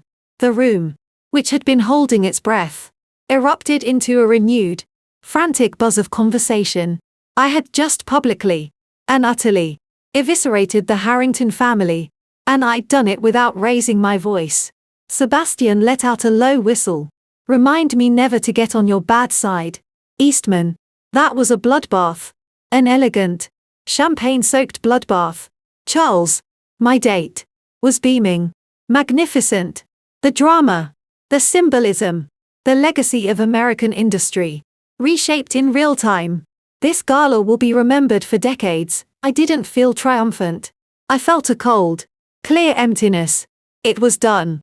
The revenge was complete. It was satisfying, in a distant, clinical way, like solving a complex equation. I excused myself and made my way to one of the secluded balconies overlooking the Temple of Denda. I needed air that wasn't thick with perfume and schadenfreude. I stood at the stone railing, looking at the ancient Egyptian temple, lit dramatically against the night. The noise of the gala was a distant hum, a bit dramatic, even for you. Don't you think? I didn't need to turn. I knew the voice. Smooth, cultured, with a hint of a European accent I could never quite place. Alexander Thorne, Sebastian's older brother. The more dangerous, more enigmatic Thorne. He ran the family's private equity arm. A shadowy world of hostile takeovers and asset stripping that made my play with Harrington Media look like a child's game. He was also, incidentally, the man my father had once, half-jokingly, suggested I marry to consolidate coastal interests. Alexander, I said, not turning. I didn't know you were here. I make it a point to attend historic events, he said, coming to stand beside me. He was tall, with silver streaks at his temples and eyes the color of a winter sea. He wore a simple, perfect tuxedo. He smelled of sandalwood and old money. And what you did in there, that will be in the history books. Or at least the business case studies. It was personal, I said, finally looking at him. All the best power plays are, he replied, his gaze sharp. But it was sloppy. Emotionally satisfying, but sloppy. You've made an enemy of a cornered animal. And you've put a target on your back. The Eastman heir, out of hiding, in a vulnerable, emotional state. My brother finds it entertaining. I find it concerning. I'm not vulnerable, I said, the words coming out sharper than I intended. Aren't you? He turned to face me, leaning against the railing. You just used the full might of your family's empire to crush a gnat. You showed your hand. You showed everyone that you can be pushed to a point where you will burn a fortune for a moment of satisfaction. That's a weakness, Amley. A costly one. His words hit a nerve. He was voicing the fear my father had hinted at. I'd been reckless. I'd let the personal override the strategic. What would you have done? I challenged. Nothing. He said simply. I would have let him tear the dress. I would have left. Quietly. And on Monday, a series of shell companies he's never heard of would have begun a slow, inexorable squeeze on his debt. In 6 months, he'd have come to me, begging me to buy his company for pennies. He'd have never known it was me.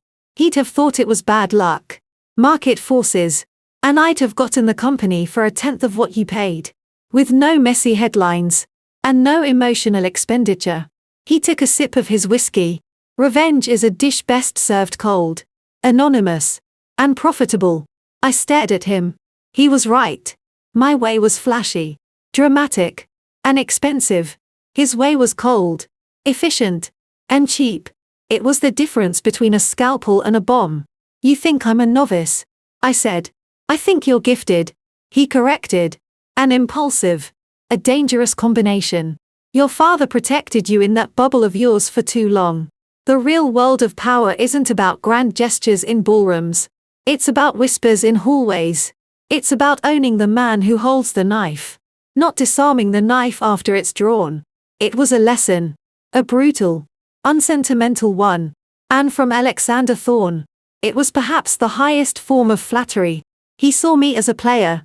A flawed one. But a player nonetheless. Why are you telling me this? I asked. Because the world you just stepped into is full of people like me, he said. His gaze intense. People who saw what you did tonight. Some see a juicy target.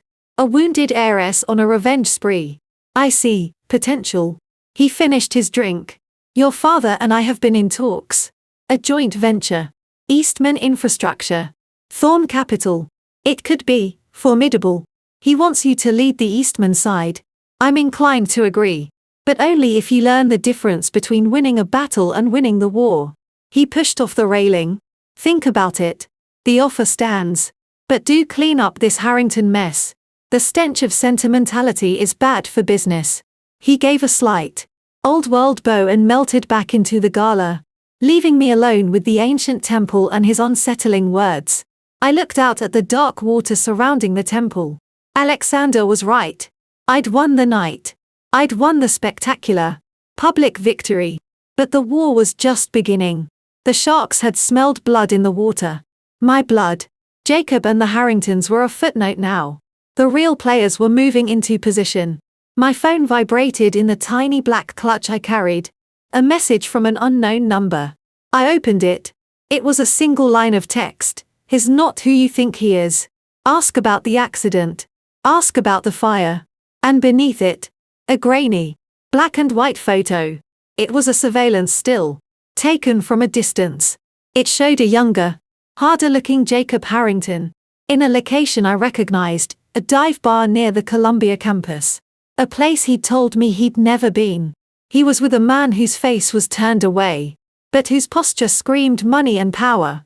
And tucked into Jacob's jacket pocket, just visible, was a small, distinctive blue velvet box.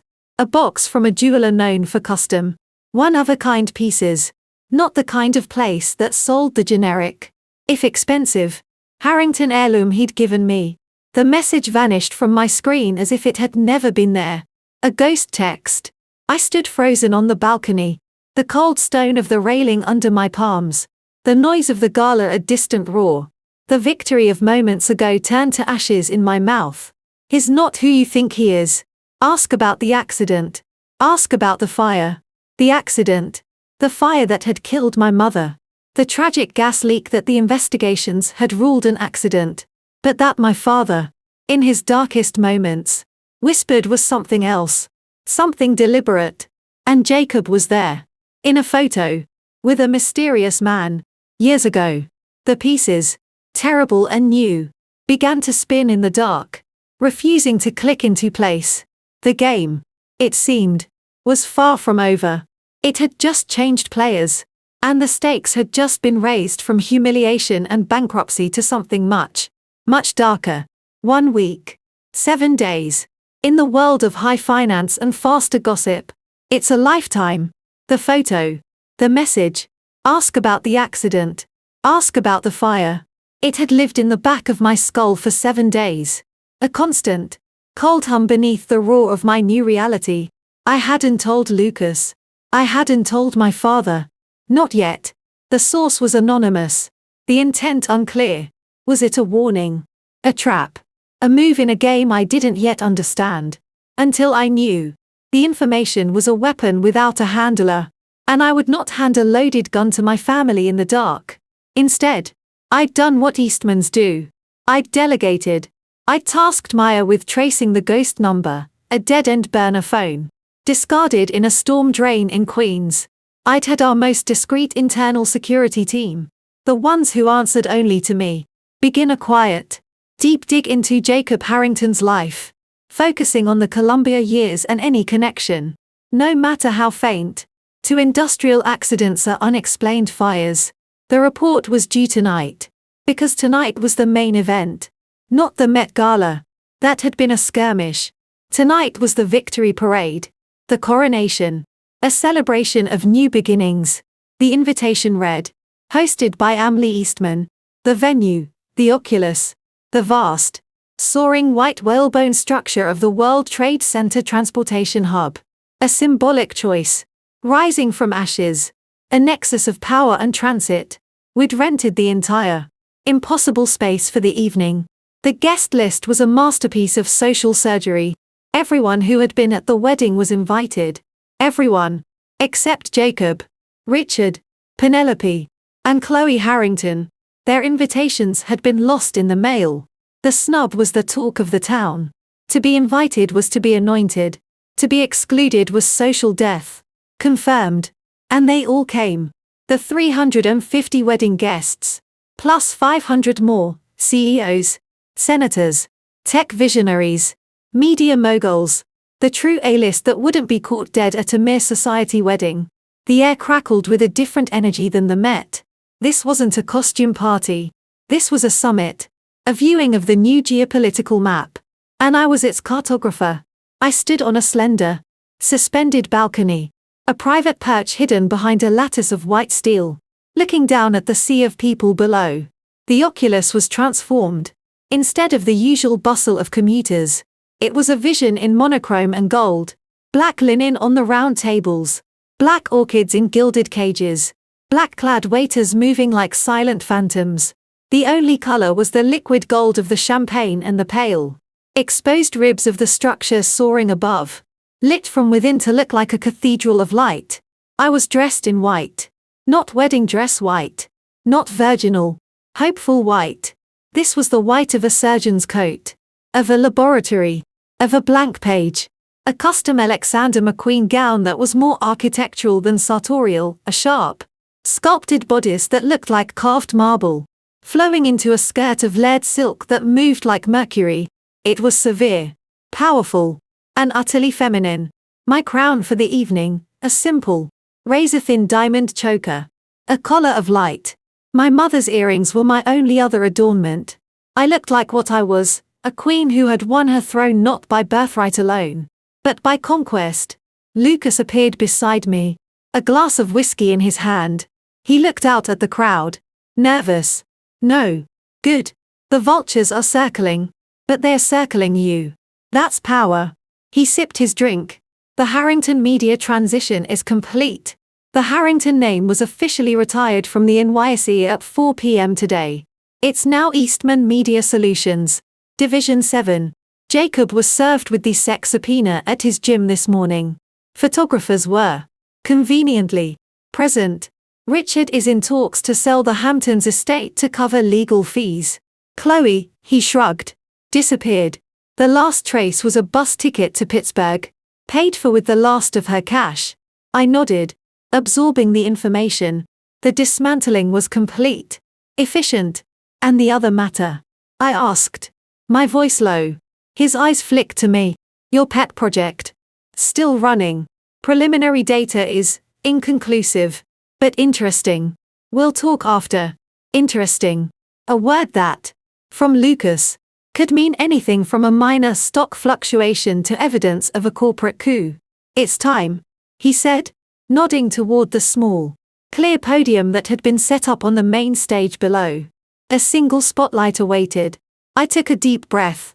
The cool, conditioned air of the Oculus filling my lungs. I descended the hidden staircase, emerging from behind a curved wall. The music, a live, haunting cello piece, faded out. A ripple went through the crowd, a wave of attention turning toward the stage. The room fell silent. I walked to the podium. The spotlight found me, bleaching the white of my dress to an ethereal glow. I placed my hands on the cool acrylic surface and looked out. I didn't smile. I let them look. I let them see the woman who had been humiliated, and who had, in 1 week, remade the skyline of their world. "Good evening," I said. My voice, amplified, was clear and calm in the vast space. "Thank you for coming to celebrate with me." A polite, eager applause. "A week ago," I continued, the applause dying instantly, "many of you were witnesses to the end of one chapter of my life. It was dramatic." A slight, dry murmur of laughter. "They were with me. I wore white that day, too. A dress chosen for me. A role chosen for me. The blushing bride. The amenable wife." I paused, letting the memory of the torn silk hang in the air. "Tonight, I wear white again. But this white, I chose. This role, I define. Not as someone's bride, but as myself. Emily Eastman. CEO. Daughter. Sister. And, as of today, founder." I nodded to the side. On the massive, curved screens that lined the Oculus, a new logo appeared. Sleek, modern, uncompromising. The Phoenix Initiative. The Phoenix Initiative is a privately funded, for-profit venture with a single mandate: to identify, invest in, and scale companies founded and led by women who have been victims of professional, financial, or personal coercion. Women who have had their ideas stolen, their credit destroyed, their confidence shattered by partners, families, or systems designed to keep them dependent. I leaned into the microphone. "We don't offer grants. We offer capital. We offer the ruthless, strategic support of Eastman Global. We offer a network. We offer a way to build an empire from the ashes of what someone else tried to burn down." The applause this time was louder. Genuine. This was New York. They understood power. They understood revenge framed as philanthropy. This was a new, potent weapon, and I was putting my flag on it. "Our first partnership," I said, as the logo shifted, "is with Nova Dynamics. My company, my secret. No longer. Together, we are launching a dedicated incubator and venture fund. Initial capitalization, $500 million. We already have our first 3 investments. A biotech founder whose husband tried to patent her cancer research in his name. A software engineer whose co-founder ousted her after she took maternity leave. A restaurateur whose silent partner siphoned funds until she was bankrupt." I looked out at the sea of faces, many of them now thoughtful, some uneasy. These are not charity cases. These are some of the most brilliant, resilient entrepreneurs I have ever met. They just needed someone to believe in them with more than words. With power. I had them. Completely. This wasn't a sob story. It was a business proposition. A powerful, headline-grabbing, legacy-defining business proposition. "But power," I said, my voice dropping, becoming more intimate, "is not just about building up. It's about accountability. The man who tried to humiliate me a week ago is facing the legal and financial consequences of his actions. That is justice. But it is personal justice. The Phoenix Initiative is my answer to systemic injustice. It is my promise: the next woman he, or anyone like him, tries to break, will have an arsenal behind her." Thunderous applause. A standing ovation. I saw the flash of cameras, the nods of approval from the powerful men and women in the room. I had reframed my personal vendetta as a noble crusade. I had turned my pain into a brand. I raised a hand for silence. "Thank you. Please, enjoy the evening. The celebration is just beginning." I stepped away from the podium, the applause washing over me. I was immediately surrounded. Hands reached for me. Voices called my name. Business cards were proffered. I moved through the throng, a serene island in the storm, shaking hands, accepting congratulations. My security detail a subtle, impenetrable buffer. Then, I saw him, across the room, near a pillar of light. Alexander Thorne. He was not applauding. He was watching me. A faint, unreadable smile on his lips. He raised his glass in a slow, deliberate salute. "Well played," the gesture said. I acknowledged him with the barest nod and moved on. I finally reached my intended target, a secluded conversation alcove where Lucas was waiting with a man I knew only from photographs. Charles Whitley. The mysterious man from the photo with Jacob. He was older now. Mid-50s. With the bland, polished look of a career bureaucrat or a very, very expensive lawyer. He didn't look like a friend of Jacob's. He looked like someone who owned people like Jacob. Mr. Whitley, I said, extending my hand. Thank you for coming. I'm Emily Eastman. He took my hand. His grip was cool, dry, firm. Ms. Eastman. A remarkable speech. The Phoenix Initiative is a bold venture. I'm a bold woman, I said, smiling politely. I understand you knew my former fiancé, Jacob Harrington. A flicker. So fast I almost missed it. In his eyes, caution.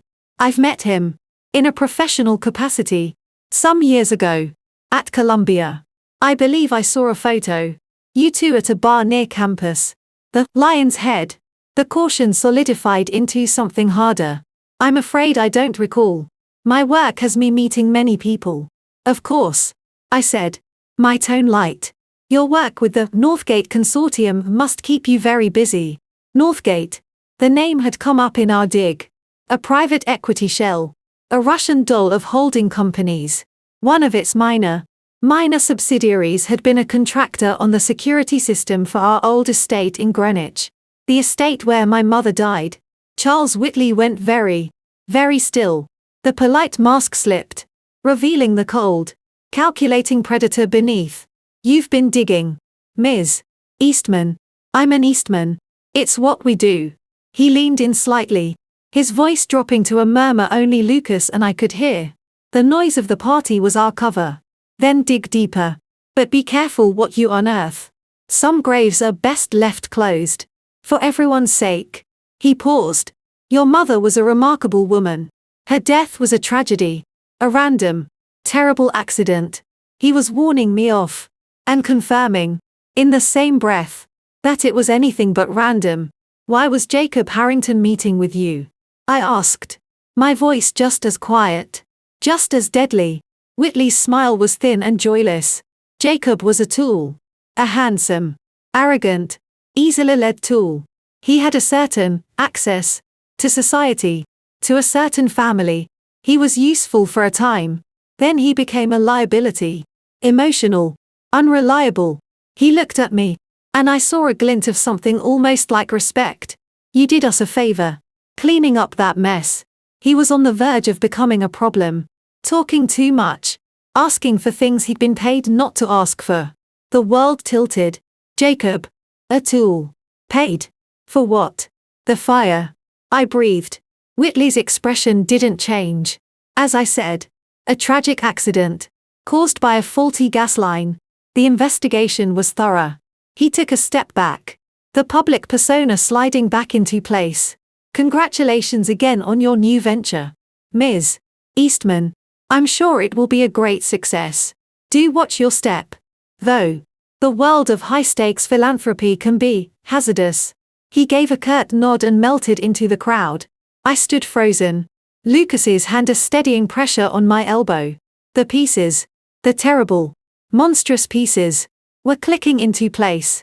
Jacob's sudden, intense courtship. His insistence on a quick wedding. His probing, subtle questions about my childhood. About the accident I never discussed. He hadn't just been a vain, weak man. He'd been a plant. A spy. For whom? Whitley. Northgate. Someone who wanted information about my mother's death. Or about Eastman's secrets buried with her. The wedding hadn't been a test I'd set for him. It had been a mission for him. And he'd failed it. Spectacularly. By letting his petty ego and Chloe's manipulations blow his cover in the most public way possible. We need to go. Lucas murmured. His face grim. Now. We moved. Cutting through the party. My security detail closing ranks. I kept the serene smile on my face. Waving. Nodding. But inside. A cold fury was building. Colder and deeper than anything I'd felt at the altar. This wasn't about a dress. This was about my mother. This was about my life. We reached the private elevator that would take us to the underground garage. As the doors closed, sealing us in silence, I turned to Lucas. You knew, I said, my voice flat. You knew about Jacob. Suspected. He corrected, his jaw tight. The initial due diligence flagged some anomalies. Unexplained deposits in a Cayman account during his Colombia years. The connection to Whitley, a known fixer for corporate intelligence firms, was tenuous. We had nothing concrete. And you were in love with him. Or the idea of him. I was waiting for the due diligence to be ironclad before I brought it to you. Then he tore the dress. And it became a moot point. A moot point. I echoed. Incredulous. He might have been involved in Mothers. We have no evidence of that. Lucas cut in. Sharp. Whitley is a ghost. He implied. He threatened. But he admitted nothing. Jacob was a low-level asset. An information gatherer at best. The fire he mentioned could be a metaphor. A red herring. This is what they do. Emily. They sow doubt. They poison wells. This could be a new play against us. Using your trauma as the wedge. The elevator doors opened to the garage. Our motorcade was waiting. But something was off. Our security team was tense. Hands near their weapons. Forming a tighter circle than usual. Maya stepped forward. Her face pale under the fluorescent lights. We have a situation. What? She didn't answer. She just pointed. There. Leaning against the concrete wall next to our lead car. Was Jacob Harrington.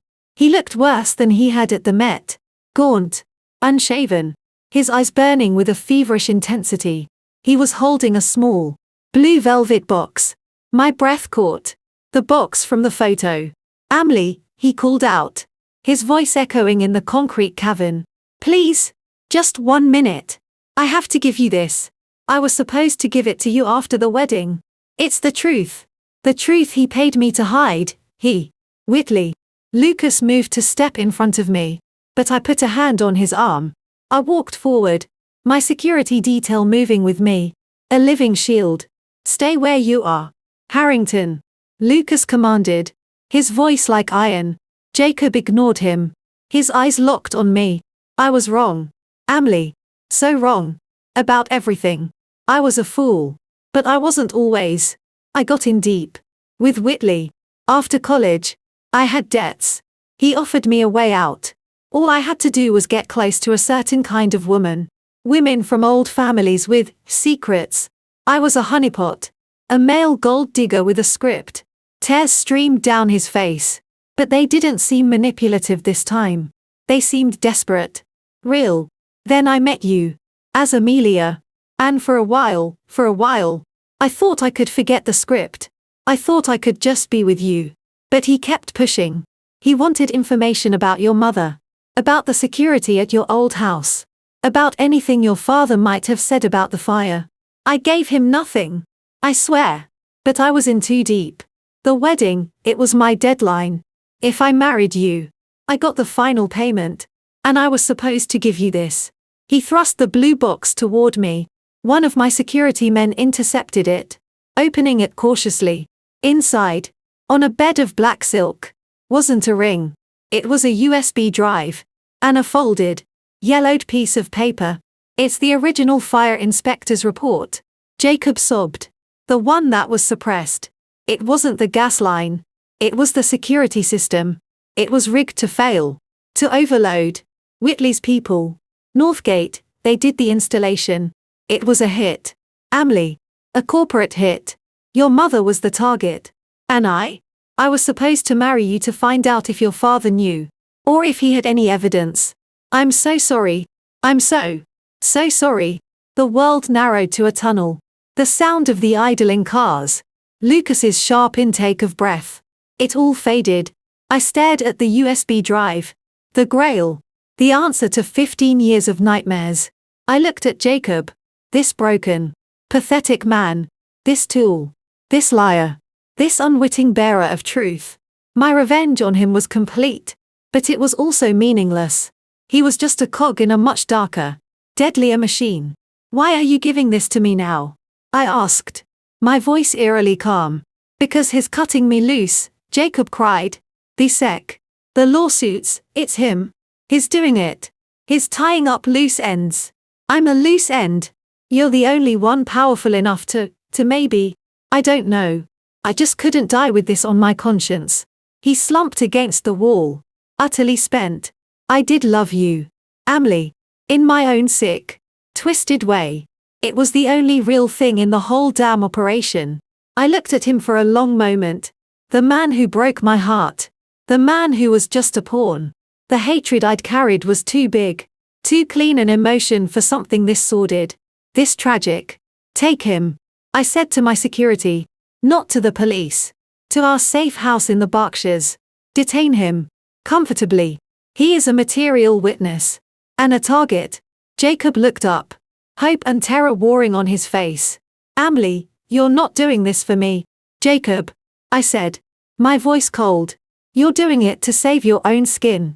But the information has value. You'll be protected. For now. But if this is a trick. If that drive is a virus or a lie. The Harringtons will be a footnote compared to what I'll do to you. He just nodded, weeping silently as two of our men led him to a separate car. Lucas picked up the blue box.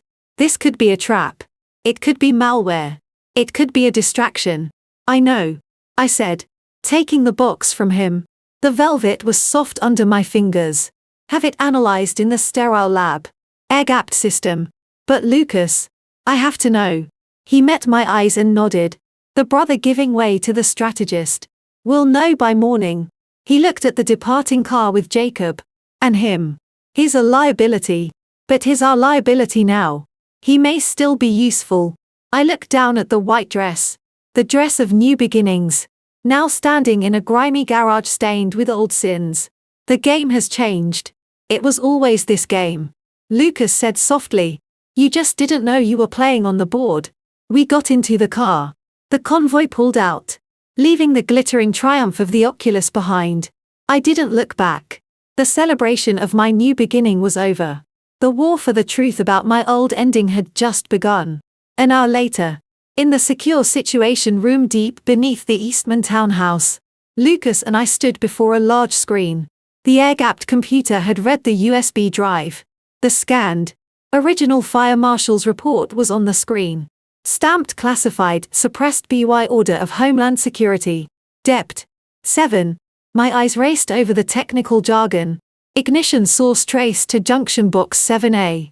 Security subsystem Sentinel manufactured by Northgate Integrated Solutions. Evidence of remote access firmware override. Pattern consistent with deliberate thermal overload, not consistent with accidental gas line failure. At the bottom, a handwritten note in the margin. Initialed by the lead investigator, pressure from above to close. Asset says, family taken care of. Walking away. Asset says, family taken care of. My blood turned to ice. My father, Robert Eastman. Had he known? Had he been paid off? Had he agreed? I looked at Lucas. His face was ashen. He was reading the same line. No. He whispered. He wouldn't. He loved her. He was destroyed. Then who is Asset? I asked. The room feeling suddenly, dangerously small. Before he could answer, my personal, encrypted phone buzzed. A new message. From the same unknown number as before. Now you know the what. The who is more dangerous. The Asset is closer than you think. The wedding wasn't the end of your test. Emily. It was the beginning of his. And you passed. You proved you're ruthless enough to play in the big leagues. Welcome to the family business. The real one. A friend. The message vanished. I looked at Lucas. He looked at me. The unspoken question hung between us. A ghost in the sterile, white room. The friend. The enemy. The asset. The family. The truth was a maze. And every corner held a knife. I turned away from the screen. From the damning report. From my brother's shocked face. I walked to the window, looking out at the dark, silent expanse of Central Park. The city glittered. Indifferent. I had come to this city as Amelia Grace, seeking a simple life. I had been unmasked as Emily Eastman, and sought revenge. Now, I stood revealed as something else entirely, an heir to a fortune built not just on money, but on secrets, on blood, on a mother's murder, and a player in a game where the board was the world, and the pieces were people you loved. The white dress felt like a costume now. The coronation was over. The real work was beginning. I was no longer a bride, jilted or otherwise. I was a successor to a legacy of power, and to a legacy of lies, and I would have the truth, no matter the cost, no matter who I had to break, even if it was the family I had just fought so hard to rejoin. I turned back to Lucas, my face a mask of cold resolve, the Emily Eastman mask, perfected. We have work to do, I said, my voice echoing in the silent room. Start digging. Start with Department 7, then Northgate, then every friend of our fathers. We're not cleaning up a mess anymore, Lucas. We're excavating a grave.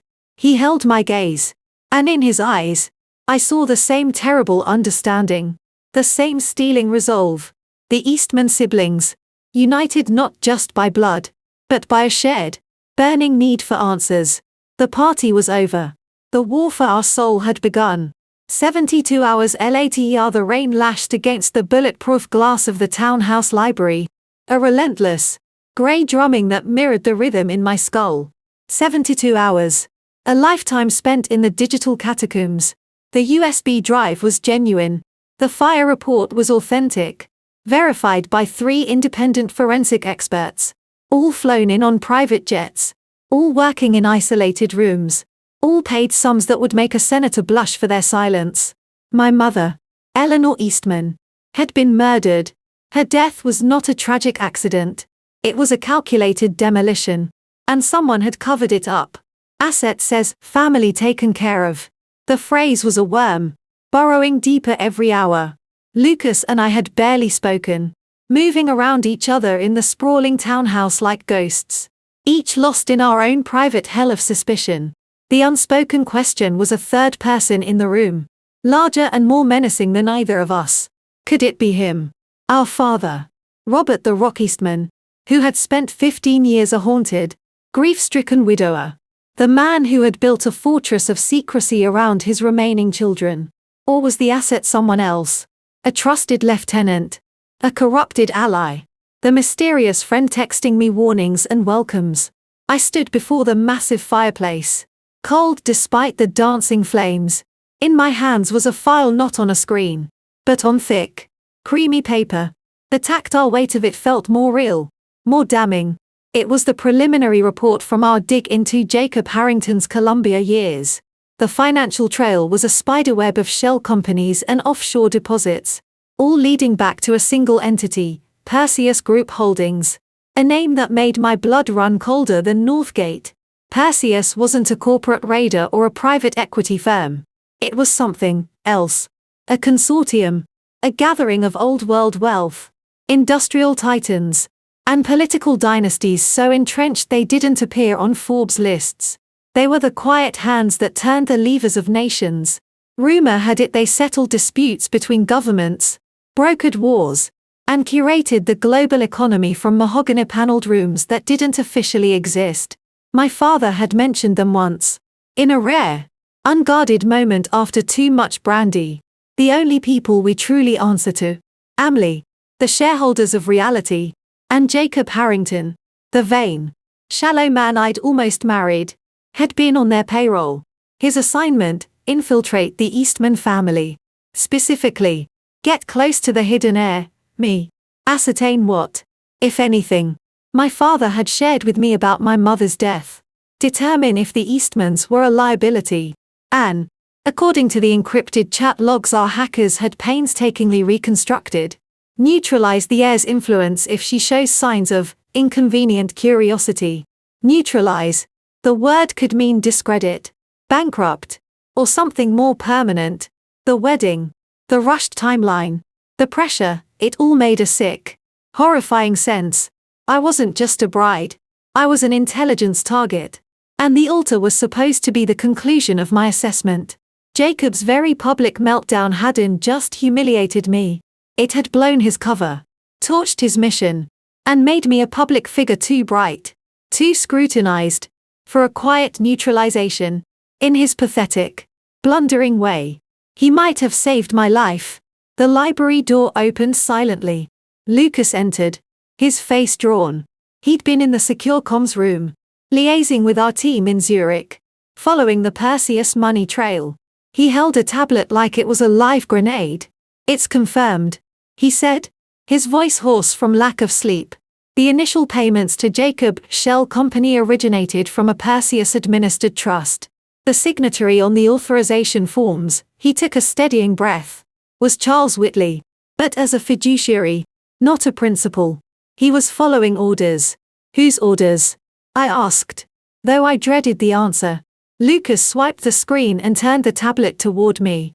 It showed a scanned document, a letter of instruction on heavy, watermarked stationery. At the bottom, a signature.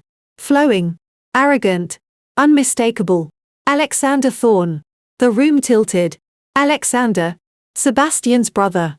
The man who had lectured me on the balcony about cold, efficient power. The man who had just proposed a joint venture. The man whose family was Perseus. Through and through. The Thornes are the American face of Perseus, Lucas said, his words falling like stones. Have been for generations. Their private equity is a front. They're facilitators, cleaners. Alexander, he wouldn't have given the order to kill Mother. That's not their style. But if Perseus wanted a problem within a member family, contained, he would be the one to manage the asset. To manage Jacob. And the cover-up. The suppressed report. My voice was a thread. That requires influence at the federal level. Department 7 is a black box. But the Thorne family has a senator, 2 deputy directors, and a judge on the FISA court in their pocket. If Perseus wanted a fire marshal's report to disappear, Alexander could make the call. I thought of Alexander's salute at the Met. Well played. He wasn't just admiring my revenge. He was assessing a new variable. I had taken his rogue, failed asset and very publicly broken him. I had drawn a target on Perseus's operation, however unwittingly, and instead of crushing me, he'd invited me in. Welcome to the family business. The real one. The joint venture. I whispered, the pieces snapping together with awful, crystalline clarity. It's not a business proposal. It's an assimilation. Or a trap. It's a test. Lucas corrected, sinking into a wingback chair. He looked older than our father. A higher stakes version of your test for Jacob. Perseus sees you now. They see the headlines, the ruthlessness, the initiative with the Phoenix Fund. They see an Eastman with teeth. They're deciding if those teeth are a threat to be pulled, or a tool to be used. And father? I asked. The question we'd both been avoiding finally hanging in the air. Ugly and raw. Lucas was silent for a long time, staring into the fire. I've been through his personal logs. The secure server even he doesn't know I can access. The months after Mother died, he was frantic, paranoid. He knew it wasn't an accident. He hired his own investigators. They all died. Plane crash. Car wreck. Apparent suicide. Lucas's voice broke. Then, the messages started. Threats. Against you. Against me. We were in Switzerland at boarding school. The messages included our class schedules, photos of us walking to the dorm, a cold fist clenched around my heart. I remembered that year. The sudden, unexplained withdrawal from the world. The move to the compound in Colorado. The homeschooling. The intense, suffocating security. I'd thought it was grief. He made a deal. Lucas said. The words ripped from him.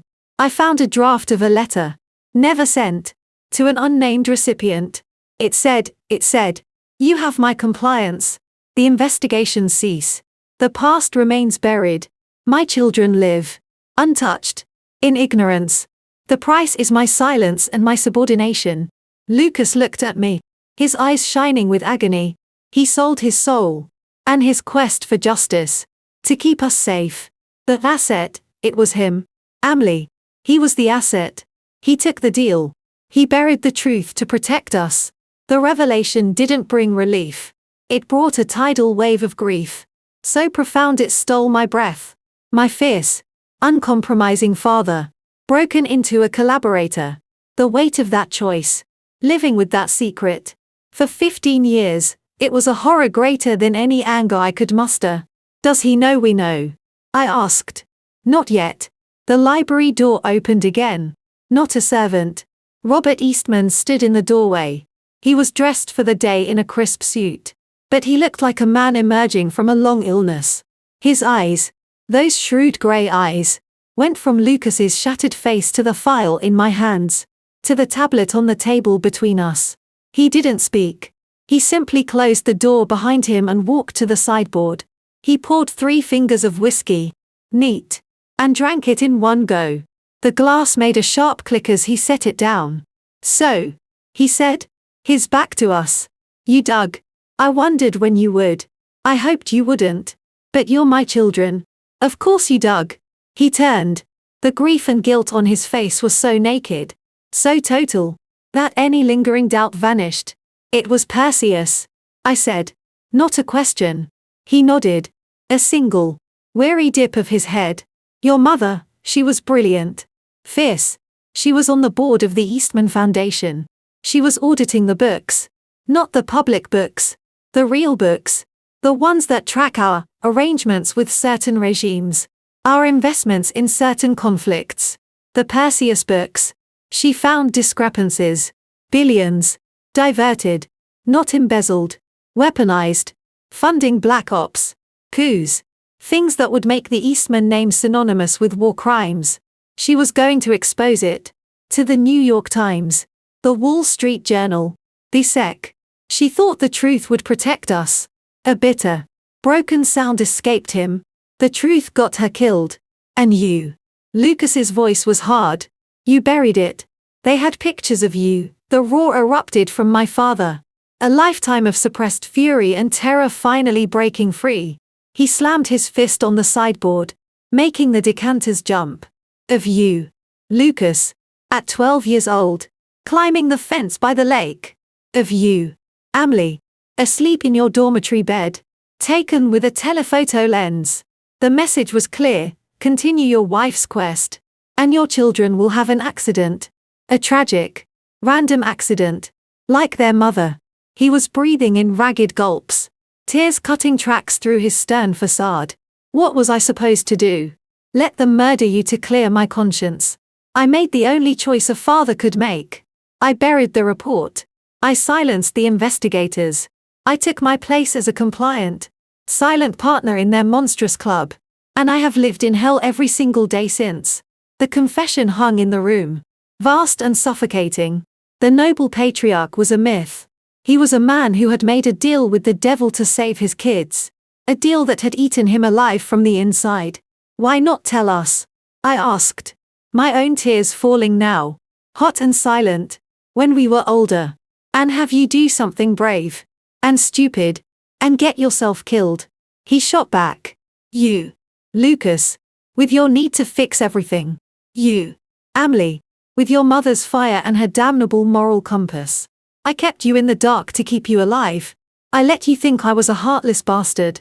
Married to the company. Because that was safer than you knowing the truth. Safer than you trying to pick up your mother's sword. He walked to the fireplace. Bracing himself on the mantel. His shoulders slumped under an invisible, impossible weight. And then you. Emily, you had to go and fall for one of their errand boys. Of all the men in the world. You brought their spy into our home. I couldn't tell you without exposing that I knew who he was. I had to let it play out. I prayed you'd see through him. And you did. In the most spectacular, public way imaginable. You didn't just dump him. You crucified him.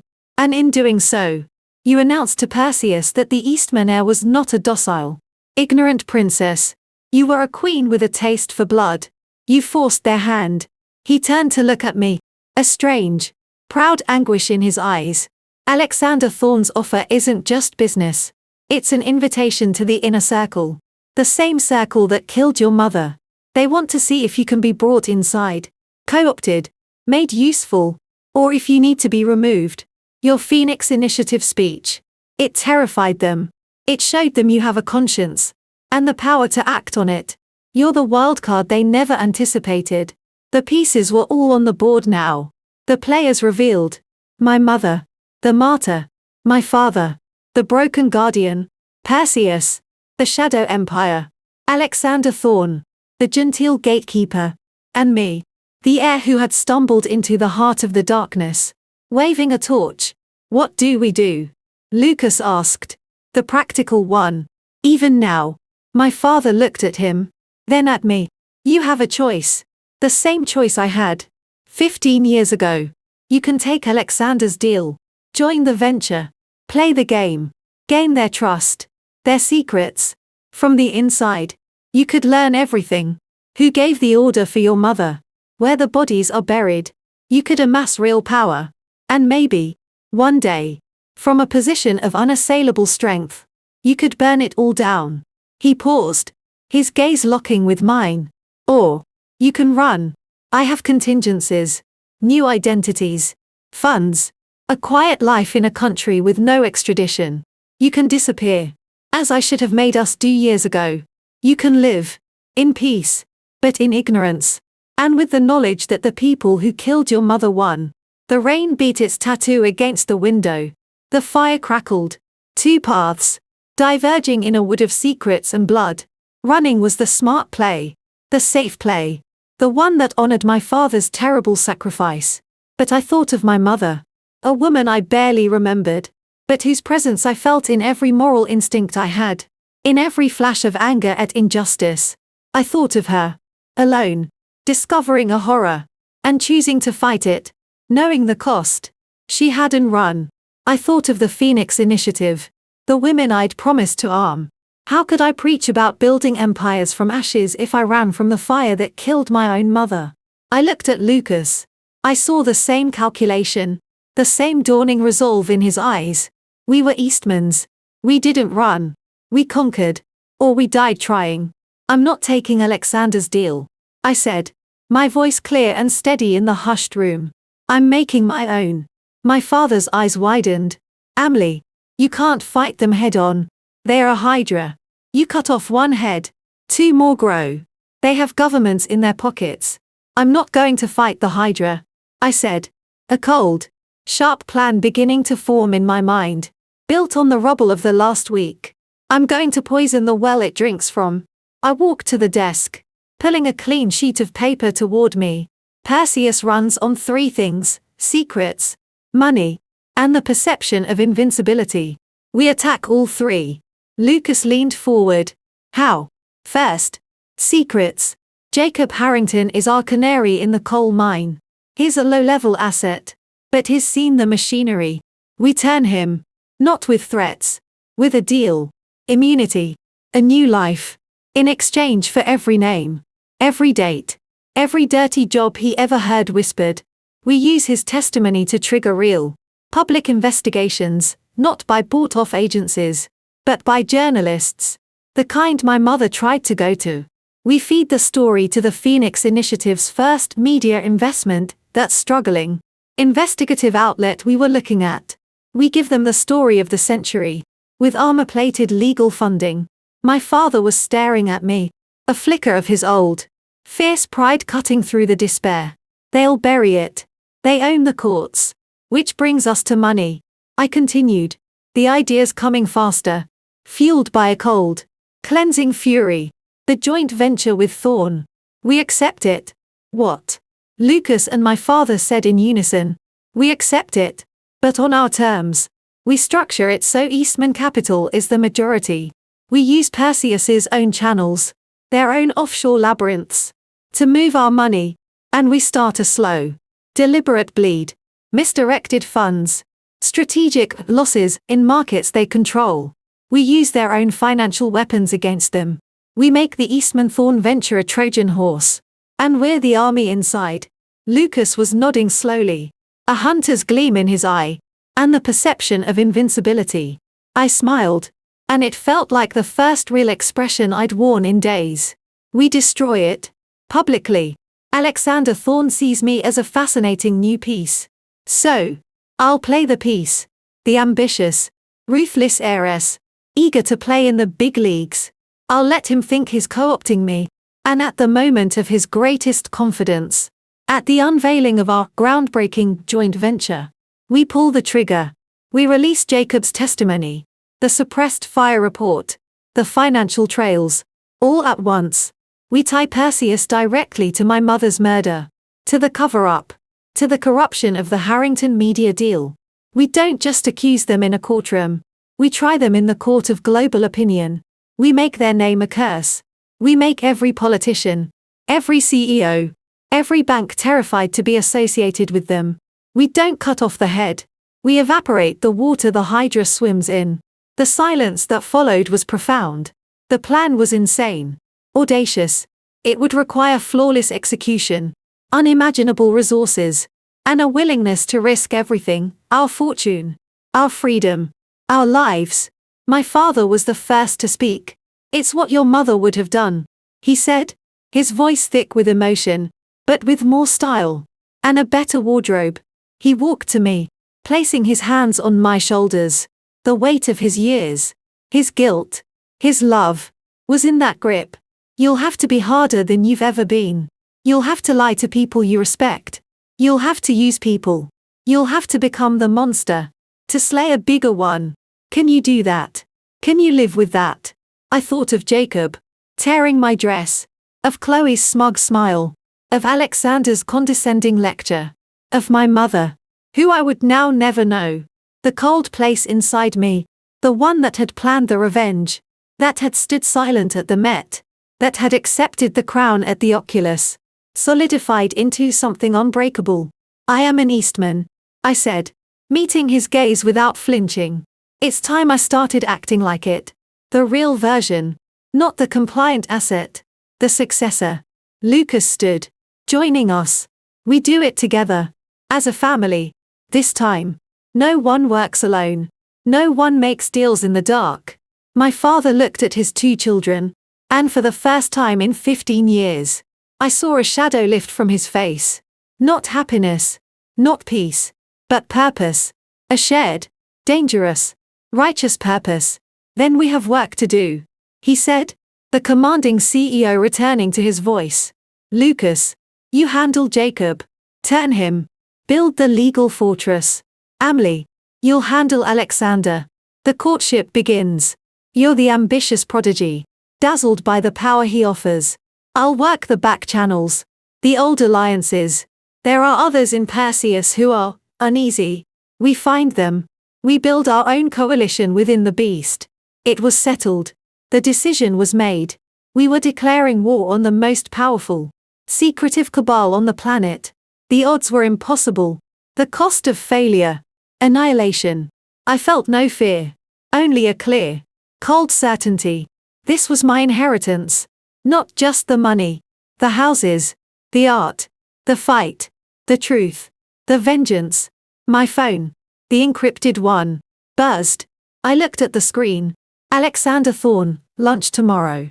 1 p.m. Le Bernardin, private room. To discuss our future. I have a proposal you'll find illuminating. I showed the message to my father and Lucas. "The first move," Lucas said. I typed my reply, my fingers steady. "I'll be there. I'm eager to hear it." I looked out the window. The rain was slowing. A faint, grey light was breaking through the clouds over Central Park. A new day. The first day of the war. I was no longer a bride in a torn dress, a heiress in a coronation gown. I was a soldier donning armor. The gala was over. The ballroom was empty. The real battle for the Eastman legacy, for my mother's memory, for our very souls, was just beginning. And I was ready.